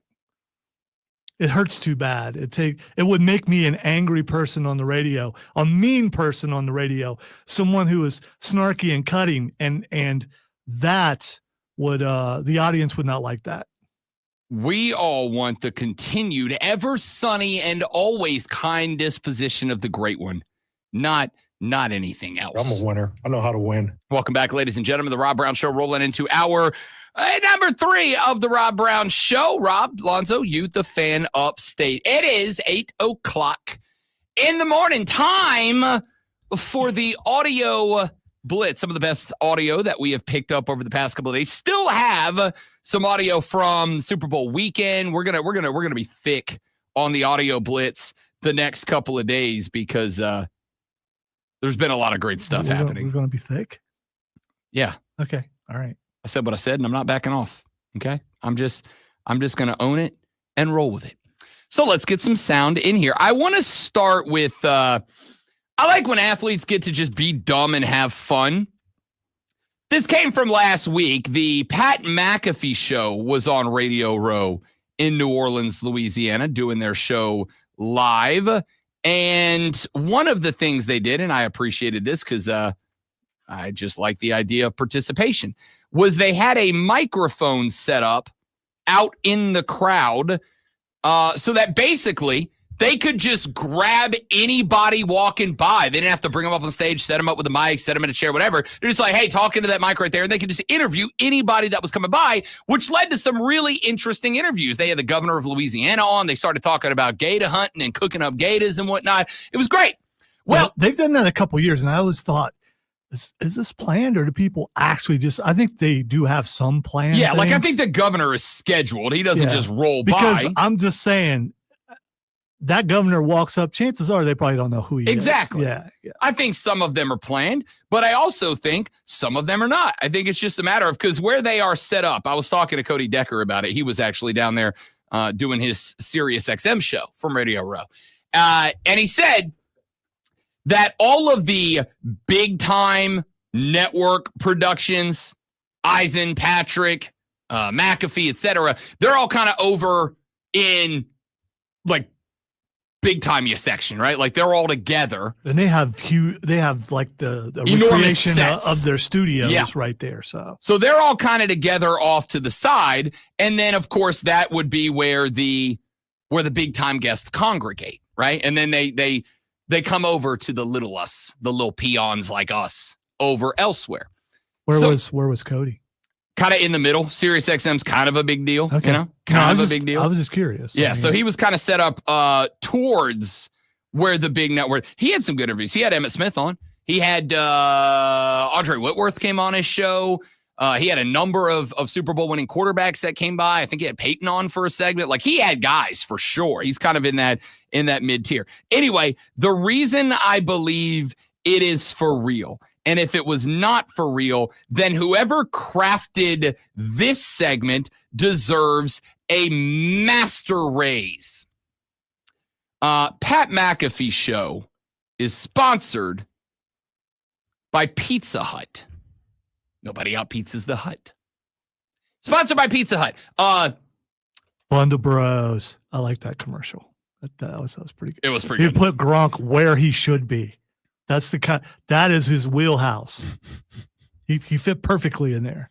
So as the McAfee fellas are doing the show, overrules one of Lonzo and I's favorite NFL players that doesn't play for either one of our teams, San Francisco 49er tight end George Kittle, who was wearing a shirt with the Little Caesars logo on it.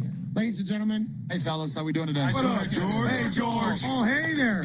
Pat didn't have me on the show today. It was on him, not you guys. Thanks, so. I want to let you know what you're wearing on your chest goes directly against. Oh, yeah. Pizza. Today. No. Yeah. Pizza. No, don't you be doing that. Pizza. No. No one. And we mean no one. Al Pizza's Little Caesars. No!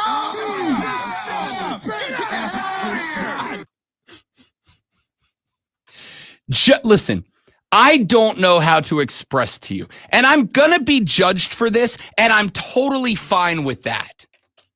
I don't know how to tell you how happy it makes me that we have entered this era of sports broadcasting where we're just allowed to have fun. You know what I mean? Like, it's sports. I am curious. I mean, I thought that was great, but I am curious about, I don't think Little Caesars would care.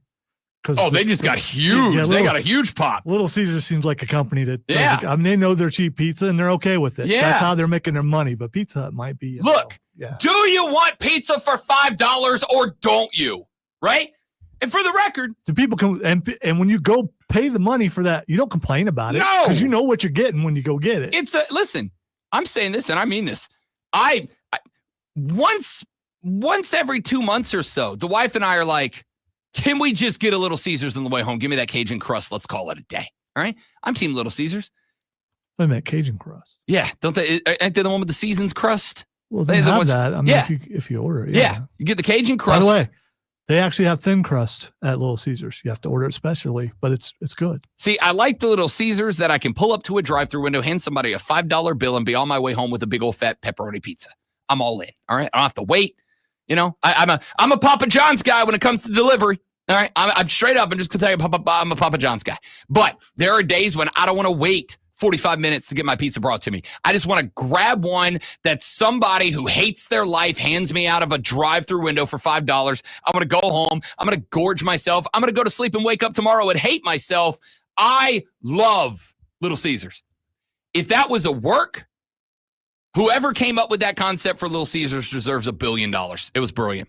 I am just glad that we have entered this era in sports broadcasting where it's okay to have fun, man. Like, sports are supposed to be fun. I get so tired of take everything so serious guys on the radio. You want to know? This is real. In fact, I was told this less than a year ago. You want to know why Rob Brown will have, and I got this from somebody who makes hiring decisions for a major radio station in a major city. I got told, I love you. I love your style. I love your show. You want to know why you'll never come work for me in this big time city? And I said, yes, I do. Why? And he said, because you're not serious. And I said, what do you mean? And he said, your show is too fun. Can't have that in a big city. Can't have that. Can't have that in a big city. You can have that in the podcast world. You can have that in smaller communities, but you cannot in a Chicago, New York, LA. You can't have that laid back, goofy. Name me one. Damon Amendola before he left, and he went to Sirius XM supposedly for more money. DA did fun segments. Yes, he did. But DA did not do a big time New York show. He did a nationally syndicated. You can get away with it on a national syndication. Okay. You can't get away with it in New York. Which would you rather do? A show in a big city or a nationally syndicated show? I don't care. I want to do my show. Okay. Well, yeah, again, right? But I think a nationally syndicated show is above a show in a big city. Well, yeah, I mean, in terms of like the ultimate goal. But the thing is, very rarely do you get picked up from, I mean, listen, I love this market. We're a top 60 market in the country? 50, I think. Okay, you're going to force me to throw out someone who used to work here who has a national show. You have a national show. And it's not on the level of where you want to be yet. No, wait, hang on. I agree. Whose show is more serious, his or mine? His show was a serious show. Hey, you guys had fun on it, but it was a very serious show, in my opinion, or at least compared to this one. You're not going to like my answer. You think his show was more fun? No, I think it's about the same. Okay, I think fair. it's about the same. It's a different kind of humor. His is more what he would call sophisticated humor, but it's still just as silly. Okay, fair enough. I mean, there are silly things that he did on his show that are still being done on this station in that time slot. Either way, I think it's just you awesome. You may need to defend him. I know. Now I need to shower. Either way, I think it is fantastic that we've entered this area where this era in broadcasting where we just get to have a little fun. The Golden State By the way, Warriors. He's not Voldemort. I could say his name if I wanted to. The Golden State Warriors added Jimmy Butler to the roster before. How does time work? Before the trade deadline. 2 incredible clips have come after that. First off, Jimmy Buckets joined, and his first press conference, he got asked a question about chemistry with the Dubs. As a high IQ guy, how do you see yourself fitting on the court and their play style and what you bring to it? We good. Pass the ball to Steph and get out the way. Easy. That's okay. He can still make it. I saw it in the Olympics. How do you fit in with the Dubs, Jimmy Buckets? That's easy. Pass to Steph and get out of the way. And here's the thing. After watching game number 1, he wasn't kidding. But here's why I like this. Because there's a lot of folks that reacted. They're like, wait a minute, buddy.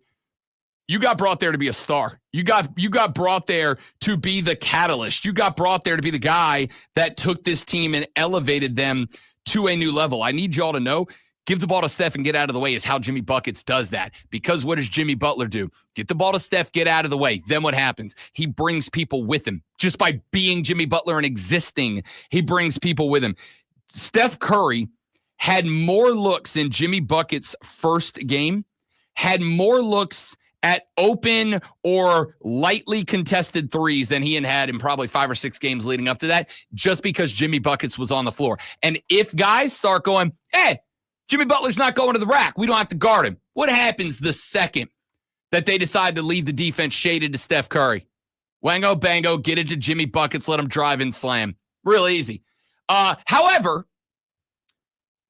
there's an interesting stat about the Golden State Warriors that I think is the reason that they brought Jimmy Buckets into Golden State, and Steph got asked about it. You guys are 1-20 when trailing after 3 quarters. What? Yeah. Sheesh. What makes it so difficult for this team to come back in games? Repeat, we're 1-20 when what? That was the loudest sigh I've ever heard. Wait, stat was what? 1-20 when trailing after the third. Does he really? Is he playing it off like he didn't know that? Does he really not know that? You can see it because he's be so locked in that you don't notice that there are trends happening like that. I mean, listen, I think all of us have been enlightened to a trend that we go, wait, what? What now? You can see him because he's like looking at the reporter. He's kind of like haphazard because they just lost the game, right? He's looking at the reporter. Reporter's like, hey, Steph, you guys are 1-20 when trailing after the third. Why can't you come back? And he does this. So like his head comes up and his eyes get this big and he goes, what? The guy goes, yeah, 1-20. He goes, sheesh. What? Yeah. Sheesh. It was great. Like he had this look like, okay. Then he asked the dude to clarify the stat. The dude clarifies the stat. And that tapping that you heard was Steph going like this. Just like lost in thought. Incredible. Incredible moment. That Steph Curry had no idea where they were. Let me get one more in here before we head to the break. Which one do I want to go? Oh, hey, you know what? We were doing, you know what? I'm going to come back to this. We were doing a debate on Eli Manning earlier in the show. Kind of led to who in sports do we need to apologize to? And I want to get back to that Manning first ballot debate because that was after last Thursday A debate that I honestly did not think was a debate. I was like, yeah, like nobody thinks Eli's a first ballot Hall of Famer, right? And then I did my show on Saturday, and Double D, our Saturday producer, said to me that he thought Eli, as a non-first ballot guy, he said he believes it is the biggest snub in the history of the Hall of Fame. I'm like, a little dramatic, but I get it. It's recency bias. But this got apparently debated a lot over the weekend. So we're going to address that with a couple of clips. I got some more from Emmitt Smith, who was like all of a sudden a media superstar on Radio Row. We're talking about that coming up later on the show. And Joe Mazzulla remains the funniest man in the history of the NBA. All that more coming up on the Rob Brown Show on the Fan Upstate.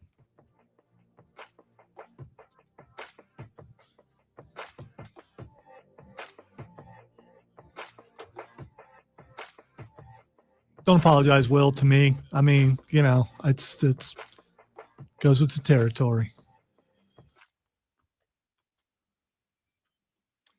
Somebody texted this show and said, I'm 0-20 and getting the boom boom after 1 a.m. I just responded, never stop shooting your shot.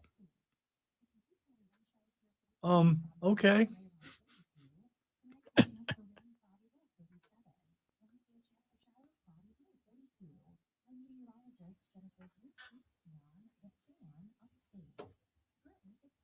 You miss 100% of the shots you don't take. And by the way, as far as fun goes, fun is subjective. Fun for you might be nothing but 4 hours of stats. That might be a lot of fun. It can be. But I think they have to be relevant. All right. So my fun was being able to make fun of that certain host for 4 hours straight.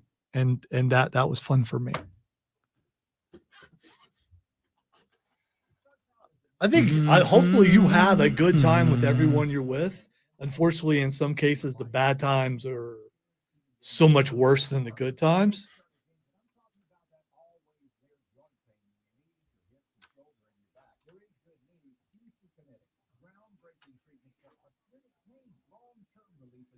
Other than my own, this is my favorite show that I've ever worked on. You should always put your own first. You say that to all the girls. But since they're basically the same show with different topics, I mean, it's not really.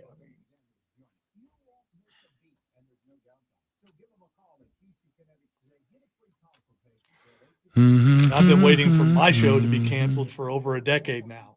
And it still hasn't happened yet. Could get called in Friday and say, okay, you did your last one. Which would suck because we'll never find out who the number one toy was. But, What if that's what they're waiting for? A stick is going strong. Stick is still alive. Stick's going to win the whole thing. Stick might win the whole thing. It's a perfect Stick's toy. a good pick. Oh, it's a perfect toy. Yeah. It would be awesome if it's Stick versus Cardboard Box for the championship. And they're on either side of the bracket. It could happen. Not on purpose. Allegedly. Oh, no. I've been informed that if you don't like who the winner is, you say it's politics. In this case, I only moved one thing out of order of where I just found them. And that's I moved Hot Wheels to the right-hand side. Why'd you move it? Because I noticed that the left-hand side was way top-heavy with front runners. And I thought the right-hand side needed a little more strength. And that's the only thing I moved. Nothing worse in tournament than an unbalanced bracket. Yeah. So I did the thing in 2 hours, where normally it takes me a long time. But it's more of, okay, pretty much only boys play with this toy. Pretty much only boys play with this toy. I'm eliminating basically Odie from being able to use his certain bias. And as he said, you're doing this because of me. Yes, I am. The Jordan rules in play. Hey.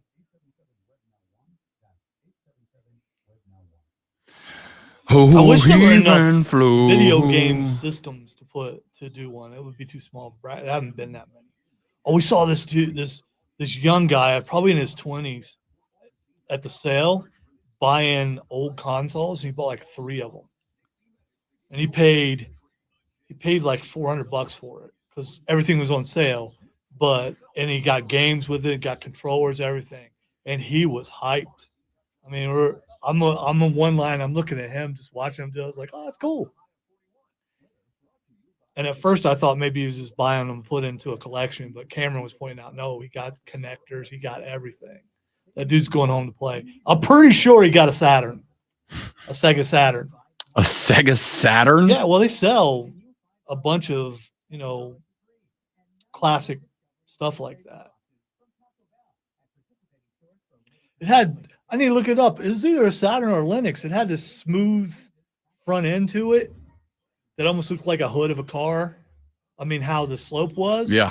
And I think that's a Sega Saturn, but it could be a Linux.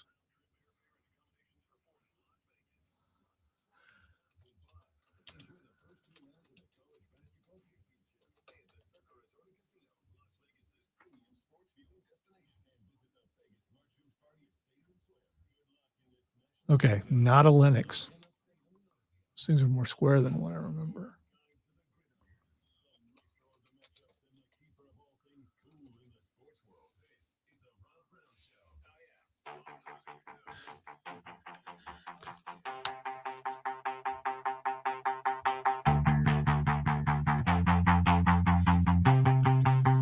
Rolling through the audio blitz, some of the best audio we've picked up over the last couple of days. We continue with this. Some of us, Lonzo and I, both very fortunate to qualify in this group. Some of us got very lucky in our selection of a life partner. Some of us got very lucky. Some of us didn't. Some of you guys, unfortunately for you, ended up with the person, and this is not gendered because I know women in my life who were stuck in the same boat, got unfortunately placed into a position where you are with a life partner who just doesn't get it. It's a tough spot. And worse, as bad as that is for you, it's worse for your friends, yeah? Like, it's worse for your sports-loving friends. The men, the women who love you, but they also love football. And, you know, they like Lonzo and I. A good, solid chunk of their life revolves around football. Kylie Kelsey is the wife of Jason Kelsey. Jason Kelsey has obviously become a sports media superstar since his retirement with the Philadelphia Eagles a couple of years ago. His wife, Kylie, has kind of done the same. Kylie Kelsey has, to some degree, stepped out onto her own, become her own person, her own individual, and has really kind of created her own, I don't know, brand, I guess is the right way to put it, like her own brand. Well, Kylie Kelsey has started her own podcast at this point. And on her podcast, she does kind of like a Kelsey style podcast, but also has a style that speaks to the ladies, right? Kind of speaks to the gals. And I think that's important. I think that's important. I think that there should be room for voices everywhere. Kylie Kelsey, did I lose the clip? Sure did. Well, anyway, that was going to be fun. Kylie Kelsey did a whole take where she says, for those of you that listen to me, but you listen to my pod, not for my football takes, but for my life takes, because her pod's kind of like a sports and women's life pod. She explains from a football wife's perspective the mentality that goes into the friendships, men's and women's, built over football, built over sports. And she's like, just keep in mind that while you think it's weird that your husband or your wife says what up to every person that they pass wearing the logo, just know that's how brotherhood is built. That's how sisterhood is built. I played the clip for Lonzo this morning before we started the show. And Kylie said, look, if you got a neighbor, and she uses the Birds because they're Philly fans, obviously. If you got a neighbor that every time the husband goes out or every time the wife goes out, they go, what up, go Birds? Just know that's the person that's going to come over and prevent the porch pirates from getting your package. They're the ones who are looking out for you. And I respect that. Commendable for Kylie Kelsey to put that out on behalf of people like us. Does that also work for if they're big time college fans? So if someone says roll tide after everything, do you high tide? Do you expect them to come over and help you with your trash and all that kind of stuff? No, but you know what it is? It's that tribalism aspect, right? Like if you share the logo with me, I know you, especially like for a Saints fan, if you share the logo with me, I can infer a couple of things about you. Number one, I can infer, you know, the struggle. You know where we are. You know where we've been. You know the struggle. I know that you're sad during football season like I am. Number two, I know that if you're willing to go out and wear the logo, you're probably somebody who likes to have a good time, likes to have a little fun, likes to mingle, likes to mix it up, likes to have a little bit of a social life. You're probably somebody I'm going to get along with. Well, as I think this year more so than any other year since I've been here, have I heard walking wherever I'm at OH. And this was before the national championship, but I think each person who said that to me, and I owed them. I looked at them and there was kind of a look like we got this year, and it was kind of like a quiet confidence that we're going to win the championship this year. Be interesting to see if that happens again next year. I'm going to tell you this: if I go to the grocery store, I go to the mall, I go out wherever. If I see somebody in a Fleur-de-Lis and I go, yo, who dat? And they don't say anything back to me, infuriated. I'm like, dog, really? Take it off. Take it off. Take off the logo. I missed an IO once or twice, and Elisa got on me. I was like, I didn't hear them. Good. You deserved it. Well, sometimes if you don't hear them, I mean, you know. Let's see. Let's go with this. Oh, this one's for Lonzo. Julian Edelman had comedian Bill Burr on his show. I'm a big Bill Burr guy. Love Bill Burr. Okay, you've listened to this. I've listened to it. You're good. I promise I got it. Yeah, you've done that before. Bill Burr was on with Julian Edelman, and they discussed Lonzo's favorite QB. I am happy that there was a forum here to put a little more, I feel, the proper perspective on Dan Marino's career. I've met him a few times. Such a cool dude. If he were to play nowadays, he'd be like a 6,000-yard quarterback. I actually got to say that to him at a benefit. You did? And he was like, oh, I don't know about that. I go, he threw for 4,800 yards when didn't throw. What about his release? Quickest release. Arm goes up, ball comes out. That's what his dad said. It looks like they sped up the film. He just goes, it's like a machine. And that was another thing that I think helped him playing against the Bears is no matter how good their rush was, he could get the ball out so quickly and so accurately. That was my big thing. Like we'd pay him twice a year, maybe sack him once. And when we finally did, I would like run up the TV like I was just so building up. Like every time you thought you had the guy. All right, I'm starting to hate him again, thinking about him playing the Patriots. So how good was this team? Real good. Were they? Never won a Super Bowl. Okay, because but again, it's quarterback. It's winning is not a quarterback stat. Correct. So how good was his team? So he was that good, but he couldn't win. The Dolphins could win. Okay, all right. The Dolphins could. Okay, win. all right. But Bill, I'm going to go ahead and say. So probably comparing him to Josh Allen's a good comparison. I'm going to go ahead. Josh and Allen couldn't get it done. Hasn't gotten it done yet. Lamar Jackson hasn't gotten it done. Well, hopefully they don't end up like Dan Marino, a has been and never got it done. I mean, I'm going to go ahead and say, and this is true for both of us. I'm going to say Julian Edelman probably knows quarterbacks better than you and me. That is the cleanest he's ever talked in his entire life. Well, he's also up against Bill Burr. By the way, so yeah, I was more worried about Edelman than I was Burr. And that's saying a lot. Oh, yeah, it is saying a lot. Have you seen Edelman on other podcasts? Oh, yeah. Yeah, I need you to know. There are so many bombs hidden. It's you need interpretation. I want you to know. I have asked for and yet to receive. I'm not saying it's over. The quest continues. I have asked to be allowed to do an uncensored podcast. It's coming one day. One day. Coming down the pipe. We ain't there yet. And I want Julian Edelman on it. And Bill Burr. But we'll see how it goes. Joe Mazzulla was asked about a 5-second violation called against Jaylen Brown, against a defender that a offensive player that Jaylen Brown was D'ing up. And then the call, it was like a whole bunch of drama about the 5-second call. Effectively, Joe Mazzulla, the head coach of the Boston Celtics, not happy with the officiating on that 5-second call. So in the post-game presser after that game, Joe Mazzulla got asked about it. Joe, what did you see in the 5-second violation? Yep. What did you see on it? Like, was Yes. this, you saw it was 5 seconds. Sure. Okay. Like, Sure. you had a timeout. Like, that's why you saved 2 timeouts. Like, should Derek have called a timeout, or what kind of should have happened there? Yep. Joe Mazzulla might be the funniest man in sports. And I don't know if it's intentional. I don't know if he's got that comedic timing. I don't know if he's got that like down to a science. Joe Mazzulla might be the funniest. That man just answered 5 consecutive questions. Yep, yep, yes, yep, yep.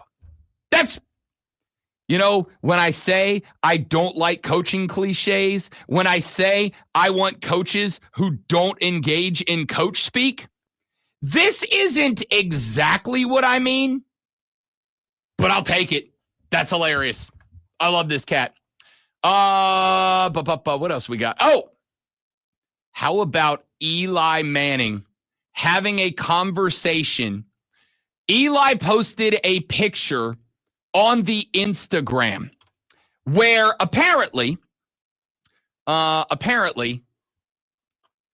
Manning posted a picture of him holding up on a boat a yellowfin tuna, like a good fish. As a fisherman who used to catch tuna, a good fish. And a few minutes later, Tom Brady posted a picture of him holding a lane snapper. What do you think, red snapper? You think like a bit? Lane snappers are like miniature version of red snappers. They don't take anything to catch. They're real dumb fish. You drop hook, fish bite hook, you reel it up. It takes no strength, no energy. It's a good fish. It's a good eating fish, but like there's no skill to catch it. You literally just put anything on a hook, drop it down, you catch a lane snapper. Brady took a picture. You know how sometimes the ladies on Instagram will take a selfie to show like, here I am at my favorite restaurant, but they always take it from this angle so that they show off certain assets. You know what I'm saying? Brady did that. The fish was like down in the bottom corner, but it was just him super jacked and ripped with his shirt off. And Eli Manning took exception to Tom Brady using his platform to show that he is still a shredded individual. We can't let this happen. We can't let Tom Brady just be posting shirtless pictures of himself and getting away with this. Caught the fish that day, that actual day. And a buddy of mine who I was actually fishing with sent me the picture of Tom. I was like, this really isn't about a fish when Tom posted it. It's about him showing off his body with his shirt off. And I'm like, we can't let this happen. We can't let Tom Brady just be posting shirtless pictures of himself and getting away with this and trying to fake it like he's showing this little tiny fish. And so we were kind of just joking, laughing. It's like, well, you should post yours and, kind of say like, something about his little minnow fish. I'm like, I will do that. I can do that. I know how to do that. And so we got it out there. And then Tom responded. He actually responded a little bit offline, sent me a text like, yeah, that was a good one. You got me there. So that's good. Eli put on Brady's picture, nice minnow, which is hilarious to me. But I'm going to go ahead and say every one of us, you all know who it is, every one of us has that one friend that's just too good at life, too handsome, attractive, successful, whatever. And sometimes those people get a bit of an ego. That ego swells up the head a little bit, right? They get a little big-headed. Sometimes they need that reality check. Sometimes somebody's got to step in and be like, dude, yes, we all know you're very handsome. You're very successful. You're a good-looking guy. You got it made. Stop. You're being too much. You're being extra. Quit being extra right now. I am here for the Mannings constantly putting Tom Brady in check. Because that man's got, I love Tom Brady, the player. That man's got too much. We get it, Tom. We get it. Relax. We get it. I'm here for Eli Manning to be the voice of reason for Tom Brady. Lonzo's that voice of reason for me. He's the Eli Manning to my Tom Brady. I'm glad Eli Manning is being the Eli Manning to Tom Brady's Tom Brady. I respect it. Hey, speaking of Tom Brady, when we come back, Greg Olson spoke out about losing his first team chair on Fox to Brady. We're going to hear about that. And drama between Steve Smith Sr. and Cam Newton. Ooh. That's next on the Rob Brown Show on the Fan Upstate. Have you seen that? No, Okay. but I have a theory, so I can't wait to hear it. I've had a theory for years. I don't know what that theory is, and I bet it's right. We'll see.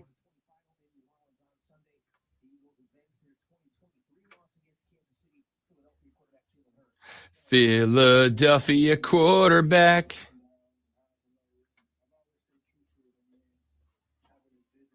Hurts. Jalen Hurts. Bum, bum, bum, dun, dun, dun, dun, dun, dun, dun. Be right back, guys.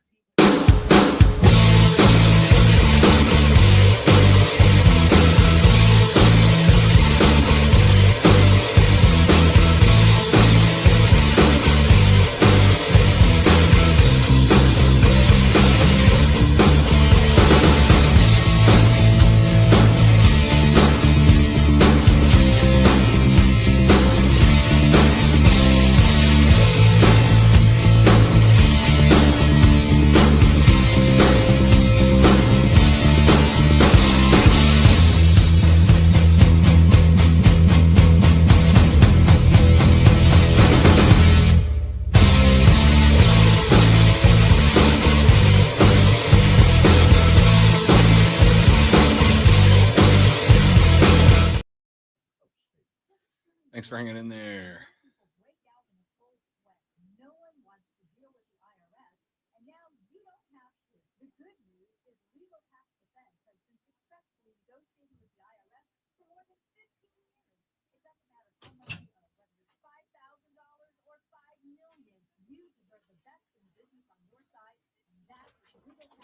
Just a few hours away from answering one of my favorite questions. On a scale of 1 to 10, what is your pain right now? Any given day, it hangs out at a 3. Not bad, but just enough to be like, ah. That question bothers me because how I deal with pain and how much pain I have is only for me. It's so subjective because my pain, you might feel my pain and go, oh my God, I'm going to die. Or you may feel my pain and go, dude, why are you acting like that way? This is like stubbing your toe. Maybe, but I would also say that being able to quantify that in a how much does this bother you scale, right? Because like regardless of what that pain is, if you go, okay, my spleen hurts, but like a 3 compared to my back, which is an 8, even if your back is in so much pain that I would pass out and die from it, that still tells me that your back's the issue we need to look at first, right? Hey, I'm the only one in this room who has a fluffy appendix. So, I mean, you want to talk about innards. I mean, as far as I know.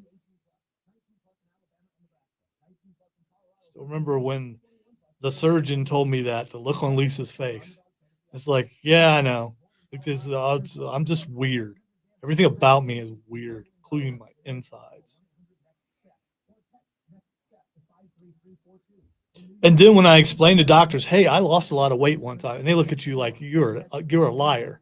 And I want to just pull out here, let me show you the videos of it's been duly noted, and I'm kind of famous for it. It was a gimmick for a long time. Yeah, I was famous for this. People made a lot of money off me losing this much weight. Help me get me where I can do that again, please.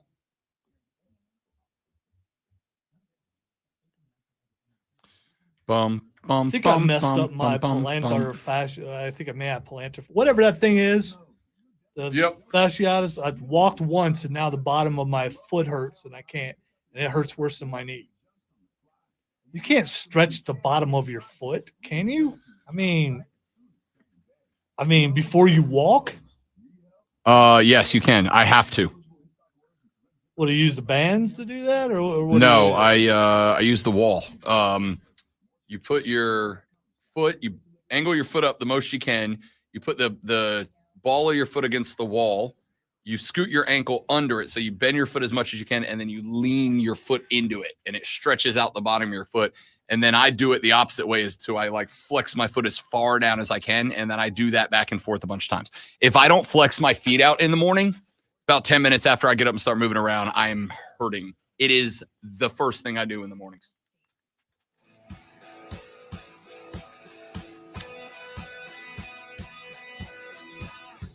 We were talking earlier in the show about Eli Manning. On Friday, we very briefly discussed the fact that Eli Manning was not a first ballot Hall of Famer. I came in here and I said, I don't know that anybody is going to be shocked by that. I don't think Eli Manning is a first ballot Hall of Famer. I absolutely think Eli Manning is a Hall of Famer. I think Eli Manning is definitively going in the Hall of Fame. And frankly, I think Eli Manning is definitively going in the Hall of Fame next year. See, and I don't know. I mean, I've seen a lot of things about how his stats were horrible every single year, and all he has are the Super Bowl wins. I'm curious to see if those Super Bowl wins carry him to being in the Hall of Fame. Because I remember him getting benched like twice in the same year, I think it was. I just remember a lot of him always being okay, but not great. I don't disagree with that, but keep in mind when Eli got benched, it was because they had drafted QBF, and the Giants are, and I've done the research, an inept organization. Okay? That was I stand by that to this day. Did he get benched for Kurt Warner? I'm trying to remember who he got benched for. No, it was Danny Dimes' first year. Was it? Yeah. Okay. It was Danny Dimes' first year, and they thought he was QB1 of the future. And Eli, I will acknowledge Eli was not having a great year, but the Giants, and this is true, sucked a lot. So they were like, well, let's just go ahead and get QBF, and they benched him because they ended his streak of, 7,000 consecutive starts or whatever it was. Eli Manning is 11th in the NFL's all-time passing list. He is 11th in all-time passing touchdowns. He ended his career with a passer rating career of 84.1, which is in the really, really good, but not great category. Eli Manning's a guy who was a good regular season quarterback who also has 2 Super Bowls. And that, to me, is the reason that Eli Manning's not a Hall of Famer. By the way, on the it was first the ballot. opposite. Kurt Warner got benched for Eli Manning. That's what it was at the beginning. Yeah. And then Eli got benched, ending his consecutive start streak for Danny Dimes. And by the way, another reason I'm happy to say Eli is absolutely a guy I would get behind. Remember, he didn't go out there and raise hell about it. Frankly, he should have. But he didn't. He didn't raise hell about it. He just went, okay, if that's what the team thinks is best. And didn't close his mouth. 100%. Yeah, it's 100%. He could have absolutely been an absolute drama queen, and he just sat back and he took it. And I'm good with that. I appreciated it as much as I hated it. Plus, appreciated it. That's what his dad was for. His dad fought all those battles for him. So, with that being said, not a first ballot guy, and I argued that last Friday. The first ballot Hall of Famer nickname or title or whatever you want to call it, the first ballot Hall of Fame title, that is the Hall of Fame of the Hall of Fame. There are Hall of Famers. You, sir, are an NFL Hall of Famer. And then there's you, sir, a first ballot NFL Hall of Famer. That means you are in the Hall of Fame of being in the Hall of Fame. You are the best of the best. You're in the 1%. You are the guy that made it to the status. You're the guy that made it to the status of household name. That's first ballot Hall of Famer. And I don't think that's Eli as a football player. Well, I got on the show Saturday, Bet for the Cycle with myself and Cody Decker. And it turns out I was shocked to learn that there were a lot of people who had some very strong emotions about it. Found a couple of debates. I start with this one. Evan Roberts is a host on brother station WFAN in New York. He was on the air with noted Eli Manning teammate Tiki Barber, and they had the conversation. If you take away the postseason and you're just judging Eli Manning as a regular season quarterback, I think most of us would agree he is not a Hall of Famer. Right. If we can all take a step back and admit as a regular season quarterback, he's not it, how much are you as an individual going to put in what he did on those 2 Super Bowl runs and the story of the NFL to say that's enough to get in. That's what it comes down to. What do we play this game for? To win. Is it to make money? Is it to get people to go to stadiums and sit their asses in seats and watch a fun product? Is it to win the division? Is it to get to the playoffs? It is all of that, but is it especially to win Super Bowls? And Eli Manning did that with great aplomb twice against what we have grown to be, I don't know, indoctrinated into, against the greatest team in the history of great teams. That's what the Patriots were. Yes, he beat them twice in the postseason. All right, I'm very disappointed because you have never used the word aplomb before. I know. Doesn't it bother you? Yeah. As a haughty intellectual, yeah. The fact that Tiki Barber went aplomb before you did. I'm a little let down in myself. I'm a little bothered by that. Self-confidence or assurance, especially when in a demanding situation. It's a good word. It's going to go into the lexicon today. Thank you, Tiki Barber.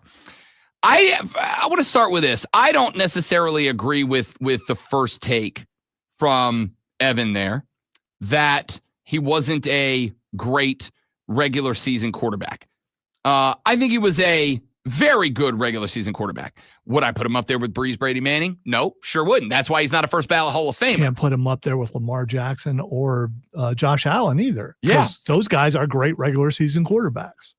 Eli Manning is 100% getting in because Eli Manning took an otherwise, again, inept organization to the Super Bowl and through the Super Bowl not once but twice.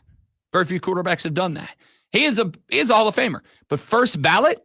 No, because winning the Super Bowl is absolutely something that can polish the resume. But as I do not hold not winning the Super Bowl against a quarterback, because wins and losses are not a quarterback stat, I also am not going to have Super Bowls unless you win like a fistful of them, like Patrick Mahomes is going to do. Maybe. It can polish the resume, but to me it doesn't detract from the resume.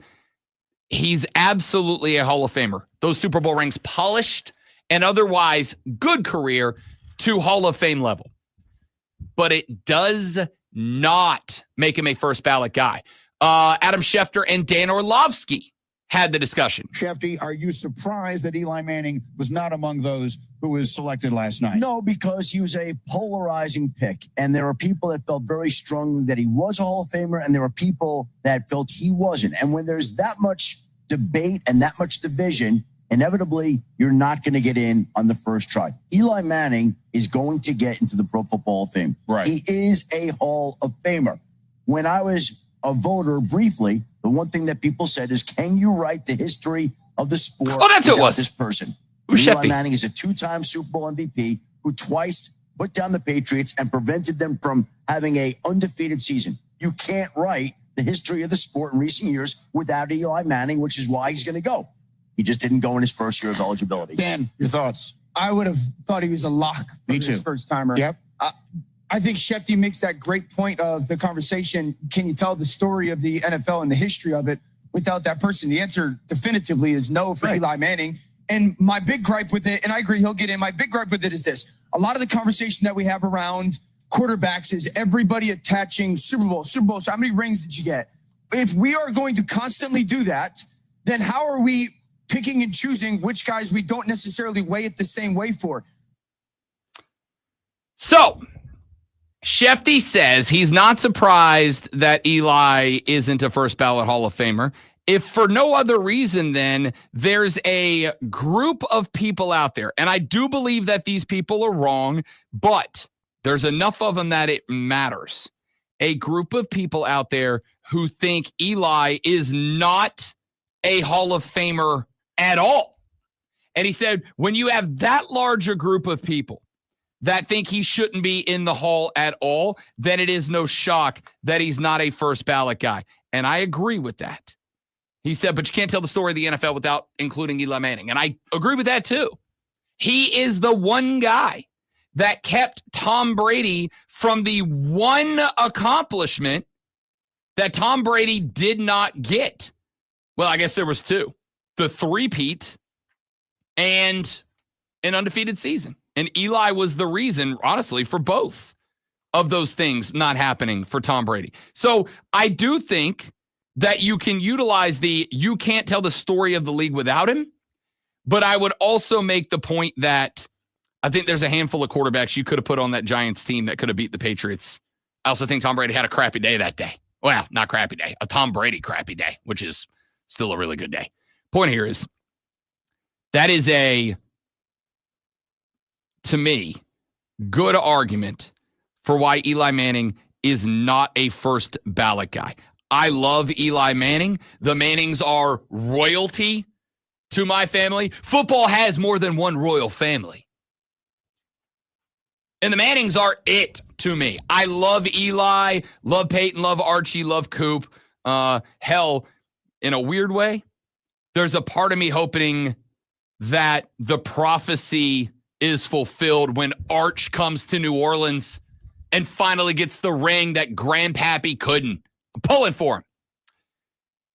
That being said, not a first ballot guy. And I was genuinely on Saturday blown away because I really thought that both Cody Decker and Double D were going to be on my side saying, of course, Eli Manning's not a first ballot Hall of Famer. First ballot Hall of Famer is the Hall of Fame of being in the Hall of Fame. Of course, Eli Manning's not in that group. And both of them said that they thought it was highway robbery that Eli wasn't a first ballot guy. I think if you, and this is just an opinion, if you work in New York or have ties to New York, a lot of times you automatically go with that. See, I'm good with that, except for Decker's like you. There's nothing and like me in this case, particularly, there's nothing he likes more than pooping on New York fans because he's a troll and it works great. He loves telling New York fans. For the record, with a couple of rare exceptions, New York sports are sad most of the time. They're sad. The Yankees are sad. They can't win the World Series. The Mets are sad. They have the highest payroll in the history of Major League Baseball, didn't make the playoffs that year. The Rangers, the Islanders, the Knicks, the Nets, they're just all sad. And Deck loves to remind them of how sad it must be to be a New York sports fan. Sorry, Chris Lewis, please don't hurt me. He agreed with the take. He thought Eli Manning should have been, in fact, he said, I thought he was a lock first ballot guy. I absolutely did not. But the shock for me wasn't that Eli wasn't a first ballot guy. The shock for me was how many people thought he was. By the way, I didn't think he was, but I was shocked when I saw the announcement of who made it in and the fact that he didn't. I was like, oh, because I just, some of these things I have, I believe are shady as far as voting and stuff goes. And I think there are favorites that have been favorites that guy's getting in. Everyone, all those guys loved that guy. And then read that there was only 4. I was like, wait, what? Eli Manning didn't get in? Yeah, I will say this. I do think of the Halls of Fames, I think the NFL is the most protective of theirs. I do think the NFL is very protective of theirs. There's a lot of names. If you're looking down the candidate list of candidates who haven't gotten in, there's a lot of guys on there. You're like, I thought we loved that guy. Hey, it took Sterling Sharp forever to get on there. And the fact that he made it in, that was also a shocker that he finally made it in. And names that have been on there for a while, like you're saying, and then they actually get in. It's like, why did it take so long? Yeah. If the NFL allowed people into the Hoff via, we love that guy, Luke Kuechly would have been in. I think but he's not a first ballot guy. Was it Lynn Swann that took forever to get in? Lynn Swann, I think, took a very long time. Another guy that, had a stellar broadcasting career, an ambassador career after he left football. football. Amazing in Waterboy. Was amazing in Waterboy. Yeah. And for the record, loved by everybody. Everybody loved Lynn Swann. Took them a long time. So I think it's very protective, and that's why I think they got this decision right. All right, we got 1 hour left to go. Coming up in the final hour, we're going to get into everything we haven't gotten into yet. Luka Doncic's debut with the Lake Show last night. South Carolina women's loss to Texas. Clemson's men's win over North Carolina, and more. All of that after the national championship winner of Sports Flashes, Lonzo. Or at least the South Carolina winner. The Clemson Tigers remain undefeated against teams from Tobacco Road after 20-65 win over North Carolina at home last night. Tigers were led by 22 from big man Victor Locken, who went 4 of 5 from deep and another 19 from Chase Hunter. Tigers shot 50% from the floor and 48% from range, while holding the Tar Heels to just 4 of 19 from deep. Former Maverick Luka Doncic made his debut for the LA Lakers last night, recording 14 points, 5 rebounds, and 4 assists in a 132-113 win over the Utah Jazz. LeBron James had 24 to go with 7 boards and 8 assists. The Lakers shot over 54% from the floor and only 11 turnovers on the night. Make sure you tune in tomorrow night at 6:30 as Furman Paladins take on the Mercer Bears. It's Furman versus Mercer right here on your home for Furman Paladins basketball. The Fan, Upstate.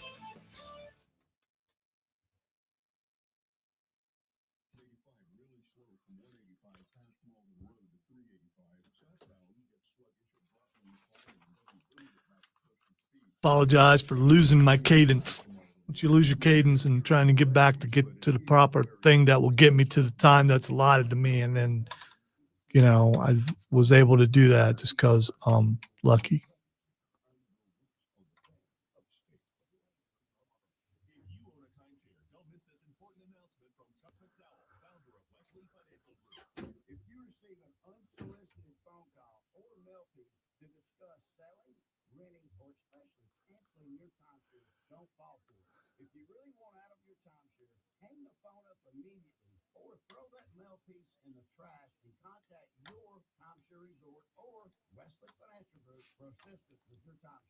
As the only Inc. 500 timeshare cancellation company, our knowledge, experience, and results has made Wesley a trusted resource for over 40,000 families we've helped get out of their timeshare. Give us a call, and I'll send you our timeshare exit information kit free with the straight facts about your timeshare and all of your options for cancellation. Call for your free info kit. 800-970-8855. That's 800-970-8855. 800-970-8855.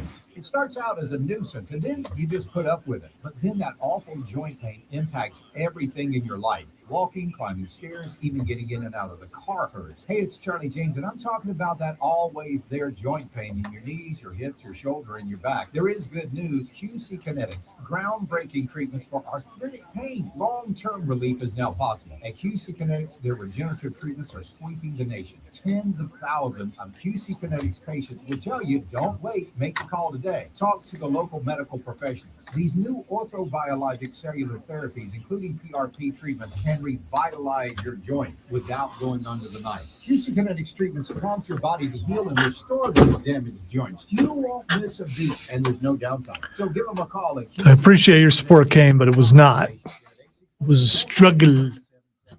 My head is killing me. We'll go into a dark room.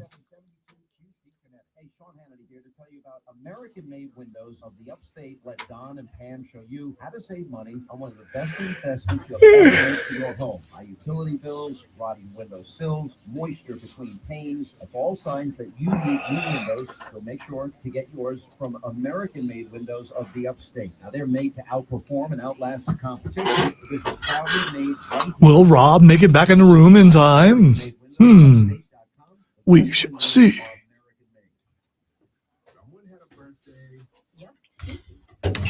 50 years of wisdom. Very simply, we have outcomes, a CDC update.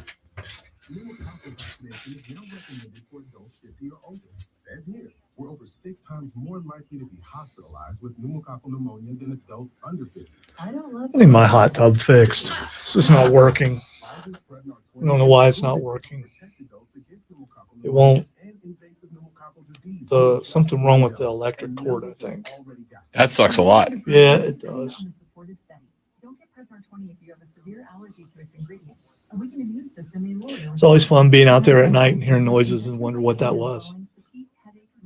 Wondering if you're just so mellow that you can't really get out, so you're going to be attacked by bats or something. Visit Prevnar20.com or talk to your doctor or pharmacist. Adding more light's not the way to go, because I mean, especially if you're concerned about bats and owls and things.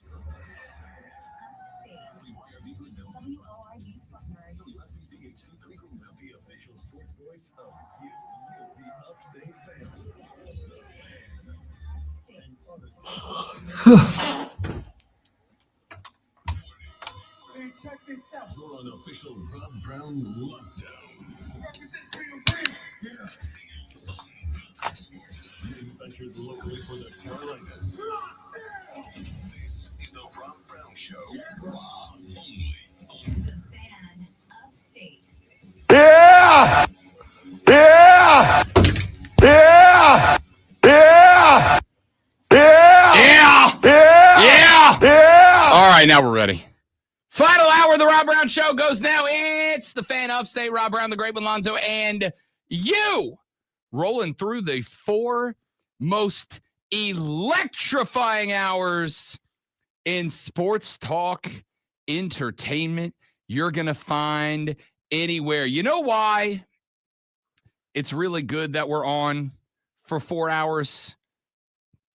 It's really good that we're on for 4 hours. Is it because we really care? Nah. I mean, we do, but that's not why. Is it because we give hugs to everyone on the air? We give, but it's not hugs. Okay. What we give is an opportunity for you and 3 chosen people of your life. You know, you keep saying that as if maybe you might be one of those chosen. I've noticed that without you actually coming out and saying that. I mean, well, first off, and I don't know all the rules, but I don't think I'm allowed to go. I don't think I'd be allowed to go even if somebody, really, really, really liked me and said, you know who would be awesome as a tour guide and travel agent to Las Vegas? Rob Brown. Yeah, it would look a little shady. Yeah, I don't think I'd be allowed to go. This is out of the goodness of my heart to all of you. You have the opportunity to go to beautiful Las Vegas, Nevada.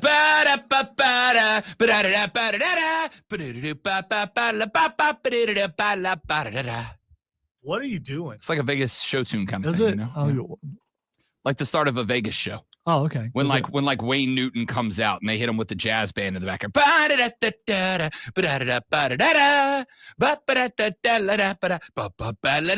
Sounds more like Price is Right. That's kind of the same vibe.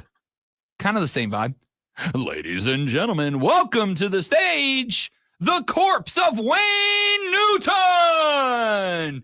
And the old 80-year-old ladies go wild. Anyway, you don't have to go see Wayne Newton. You do have $5,000 spending cash for you and the other 3 people in your travel party to go see whoever and whatever you want to. Shania Twain's there. Yes, please. Yeah, I was going to say Shania Twain's there. And there's Yes, some other artists in residency. Kenny Chesney's about to start one at the Sphere, which I think only costs like $5,000 to get in. So Yeah, you probably don't want to worry about going to the Sphere. You could drive by it though. I got to tell you, it's on the bucket list for me, dude. It's on the, I've seen videos. Deck went to a show. Saw you two there. Sent me some videos of it. It's on the bucket list. It's on the bucket list. Let's see who's in Vegas right now. That you could go see. We know Shania Twain is there right now. Let's see. I don't need an advertisement here. All of Las Vegas. I just need shows. Anyway, point is, the Slam Dunk in Vegas competition is on right now. Donnie Osmond. Just Donnie, though. Rod Stewart.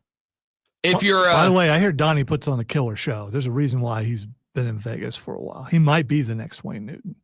Although Donnie's probably about the same age as Wayne. I don't know. Dita Von Teese. Who?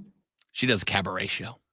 Yeah, probably you don't want to take kids to that. Nope. I'm just saying, though. Your eyes got really big. That was weird. I'm into what I'm into. What do you want? She's like the Rhea Ripley of dancing ladies. Okay. Barry Manilow. What? She's into goth and looks like a dude? No, she's like like a raven-haired 40 style pinup girl, but she does like cabaret shows. Oh, okay. Yeah, she's fantastic. Babyface is playing right now. Kill Switch Engage. Lita Ford. Ooh, Lita Ford and Babyface. Both of those. Chicago, one of my favorite geographically named bands. Boss might be listening. Robert Cray. Janet Jackson. Ooh, Robert Cray. Deftones. Wayne Newton, The Corpse of. Mary J. Blige. Pitbull. Okay. Mary J. Blige. Mr. Worldwide. Mary J. Blige is the one that doesn't seem to fit in Vegas. 100% I'd go see Mary J. Blige in concert. 1,000%. I mean, Pitbull was destined to end up in Vegas. Without a doubt. Mariah Carey. David Blaine. Wait. Maroon Okay. 5. Blake Shelton. We have been lied to. I thought Mariah Carey is frozen at this time of year. Lonzo now wants an invitation. The legendary, the illustrious, the one, the only, Bryan Adams in residency in Vegas right now. You have to turn off your mic. You could have talked about your love. I am seriously considering grabbing that Diet Dr. Pepper bottle and hitting you with it. Garth Brooks. I feel like you get the point. Point is Vegas is awesome. And right now our Slam Dunk in Vegas giveaway is on. And you have a chance to win round-trip airfare and accommodations at the Circa Resort and Casino for you and the 3 travel party members of your choice. And all you have to do is grab the Odyssey app for free, by the way, AUDACY. Download it onto your digital devices. Register for free on the Odyssey app. When you do, search for the Fan Upstate in the little search bar, click the little heart icon, and knock out the Fan Upstate as a favorite. Every time you open the Odyssey app from that point forward, all you got to click is one button, and wango bango, you're listening to the Fan Upstate. It is that simple and that easy. But wait, there's more. If you listen to the Fan Upstate for 60 minutes, you and 3 travel partners of your choosing are entered to win round-trip airfare, accommodations at the Circa Casino and Resort, passes to Stadium Swim, which I'm convinced there's not a better place to watch sports on a basketball court-sized television in America, and $5,000 per person. That's $20K in total that you can go to Vegas and just blow. Just go bananas. Just spend it all. One trip. Have at it. Buy you some Garth Brooks tickets. Go bananas. All you got to do is go to the Odyssey app, listen to the Fan Upstate for 60 minutes, and you are automatically entered for your chance to win the Grand Slam, dunk, home run, touchdown, whatever. The Slam Dunk in Vegas competition. You 3 friends, round trip, accommodations, and $5K spending cash just for you. Go to the Odyssey app, listen to the Fan Upstate for 60 minutes, and you are automatically entered. Okie dokie. Let's talk about some stuff here on the show. Let's go with, I don't even know where to start here. Oh. You know what sucks? I'll tell you what sucks. Vacuum cleaners. Hey-o. I'll tell you what sucks. Lonzo, you and I have had this discussion before. The feeling that you get when you watch a movie and you are heavily invested in that movie, and you love the main character, and you love the story, and you love the plot, and then you get to the end of the movie and the bad guy wins. Kind of stings a little bit, right? 7. Remember 7? What's in the box? Yeah, I never watched that. Oh. I know all about it, but I never watched it. Great movie. Seven's a movie where even though the bad guy gets caught, the bad guy wins. No Country for Old Men. Anton Chigurh. Hate that movie. However, one of the greatest movie bad guys of all time, Anton Chigurh. And he just walks out of the movie. He just does all the bad guy things and then he leaves. Apparently, my son and his friends go around quoting that all the time. It's great movie. And, It's great movie. And he's mentioned that to me, and I said, "Yeah, Rob Brown hates that movie. Hate that movie." And so, if Rob Brown hates that movie, why would I watch it? People who love that movie are people that I feel like pretend to be big, smart, deep people, and it's like it's not. It's just not. The Usual Suspects. Bad guy gets away with it. Primal Fear. Yeah, the bad guy got away with it. The star. Yeah. No, you're messing up. Never mind. Point is, you know that feeling you get when you heavily invest in a movie and then you get to the end of the movie and the bad guy gets away and you just have this gut feeling like, ugh. Okay, enter the Dallas Mavericks. Because I realized something last night. You know, I floated last week almost out of funsies.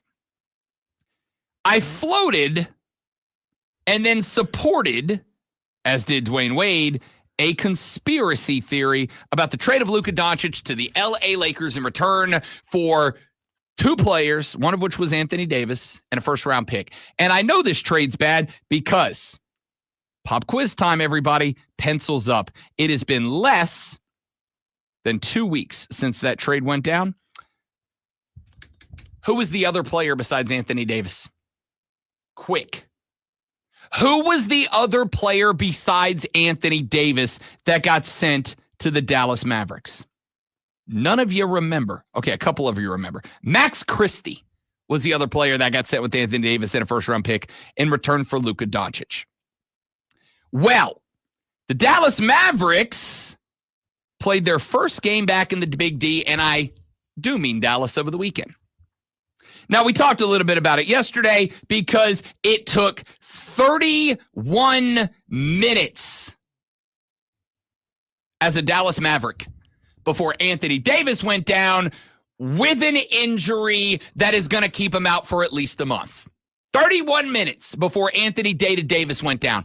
31 minutes before the return of street clothes. And, you know, that maybe we can just chalk that up to unlucky, unfortunate.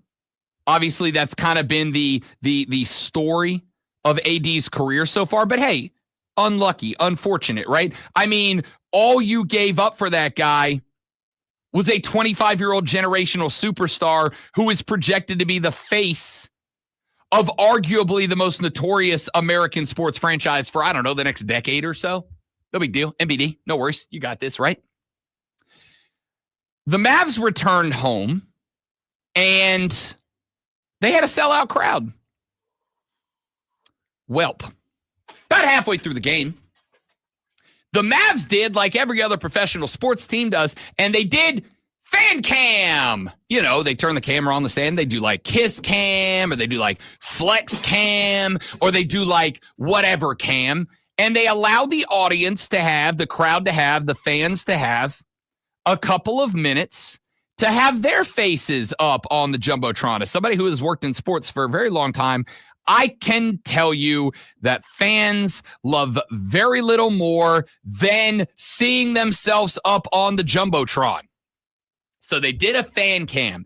And wouldn't you know it, great one, it didn't go great. Because multiple fans got, let's say, disruptive. One fan leaned towards the camera and very clearly mouthed, "Fire Nico." Of course, talking about the general manager of the Dallas Mavericks who traded Luka Doncic out of town in return for 31 minutes of Anthony Davis action. Another fan held up a sign that he smuggled into the basketball game that said, you want to take a guess at what it said? Fire Nico. Fire Nico. 100% it did. Those fans, along with other fans in the building who smuggled in signs and made their opinions very obvious, were kicked out of the game. The guy who leaned into the fan cam and said, "Fire Nico," very clearly escorted out of the game. There were videos going around on social media showing security guards walking this guy out as if he had just murdered somebody. Like a 6-man security guard unit surrounding this cat like they were in a high maximum security prison. That man was framed. It wasn't me. They set him up. It was the terrible GM one-armed man. Not a great look for the Dallas Mavericks to not just make what is already, after 31 minutes for AD and 1 game for Luka Doncic, being considered perhaps the worst trade in the history of the National Basketball Association, to then start kicking paid customers out of the building. Here's why the situation sucks. Not because they did that, which does suck. You're a bunch of thin-skinned wusses, Dallas Mavericks front office. But that's not the part that sucks. The part that sucks, Alonzo, is that we have just started this movie, and we know the bad guys are going to win. Why? Because this is a no-lose scenario for the NBA Dallas Mavericks ownership group. If the fans say, you know what, Mavs? You know what? Go yourselves. We're not paying. We're not buying tickets. We're not buying merch. We're not watching on TV. The owners get to go to the NBA and go, hey, Dallas is an unsupportive market. Dallas doesn't buy in. They're not spending money. They're not buying tickets. They're not buying merch. We would like to move. And Adam Silver goes, I've been looking to have a team in Las Vegas, Nevada. Maybe you're my team. Or the opposite is true. The fans go, you know what? We don't want to lose the team. Even if we hate them, even if we're mad at them, we don't want to lose the team. So we're buying tickets, we're buying merch, we're watching on TV. And then what happens? The owners get all their money. It is a no-lose scenario for the ownership of the Dallas Mavericks. They can just straight up kick everybody that criticizes the team up out of the building. And if everybody in Dallas collectively says, bleep you, we're not coming to games anymore, great. We're moving the team to Vegas because you're an unsupportive community, an unsupportive market. And if you do go to the games, great. We'll take all your money and be richer. The fans cannot win. The bad guy is going to win, and there's no other alternative. All right, that sucks. I hate to kill this for you because it's absolutely will. The owners have said they have no interest in moving to. Well, it's to a good Vegas, thing billionaires don't lie all the time. Exactly. So I'm sorry. I could have let that go, but they have said that they're not moving to Vegas. So you absolutely have to believe them.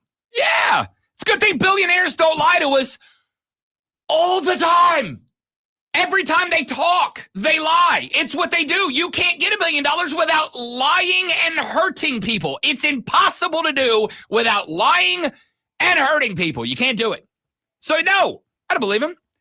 The game plan was on the wall from the beginning. Option 1, we stay, you give us a bunch of money, you give us tax breaks, we get to build our new stadium and put a casino attached to it. Or option 2, you don't show up, you don't buy tickets, you don't buy merch, you don't support us. We blame it all on you, and we peace off to Las Vegas, Nevada, where we can make a gazillion damn dollars. You can't win, fans. Welcome to the world of American sports. It's very depressing. See you on the other side of the break. It's the Rob Brown Show in the Fan Upstate.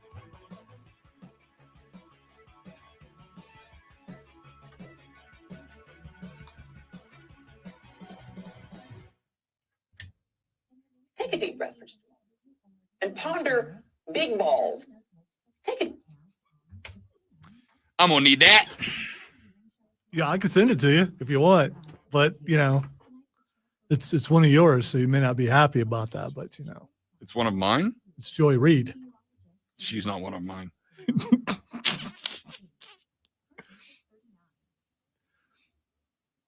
Take a deep breath first and ponder big balls.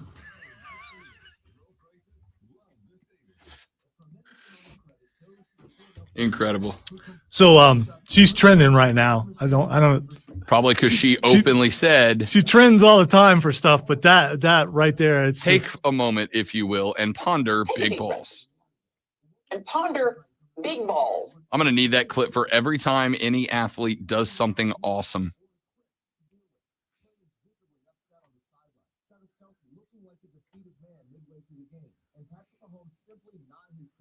Take a deep breath for just a moment and ponder big balls. Big balls. I sent it to you and it decided to play again. Big balls. Yeah, that's a catchphrase we're going to say on the show all the time now. I don't know how I really speculated about whether to let you hear that or not. Big balls. I don't know if that's, For the record, I want it clear. There are things that even I have never said on the show. I say stones. I say rocks. I've never said the word balls about that. But I feel like you've just cleared it for me. No, that was us listening to it off the air, because if I thought it was an on the air Right. thing, I would just threw that up in the middle of a segment. But you sent it to me, which is implicit permission to utilize on the show. I believe that's permission. And also, I'm not your boss. Big balls. I'm not saying I won't dump it. I'm not saying I will dump it. I'm saying I don't know. There's a very good chance we're going to find out. Not yet, though, because my computer won't play sounds off the internet. Is this the hill that you're willing to die upon? Maybe you can sue Joy Reid afterwards if you lose your job for playing it. Everybody else. I mean, I feel like it's okay in that she just said it on TV. She did. You're right. And for the record, but I think context really matters. For the record, we are talking about a person who goes by the name Big Balls. Yeah, and we've just all accepted that we're good with that. I don't know what this we stuff is. Maybe you and your circle. Not the name. I think it's very deplorable. But the context in which we have learned that this person goes by the name Big Balls.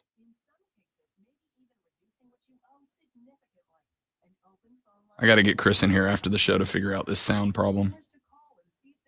I can't not be able to play sound. But just get him to come in here and do it live on the air, because, Chris, I can't do another segment until I have Joy Reid saying Big Balls. If he knew that was the reason why you need to get this done, he would fly down here with a cape on. He would. Though Captain America doesn't wear a cape. He would for this. Okay, I'm going to text him. I'm going to need you and Cameron to get Marvel Rivals going. It's a blast. It's fun. I'm texting Chris saying Rob needs help. He can't get Big Balls on the air. He's going to come down here just to find out what the hell that means. You're welcome.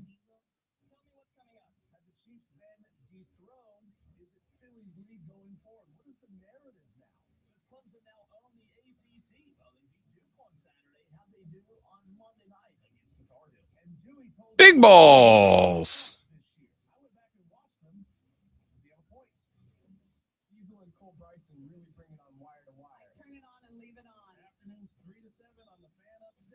All right, message sent.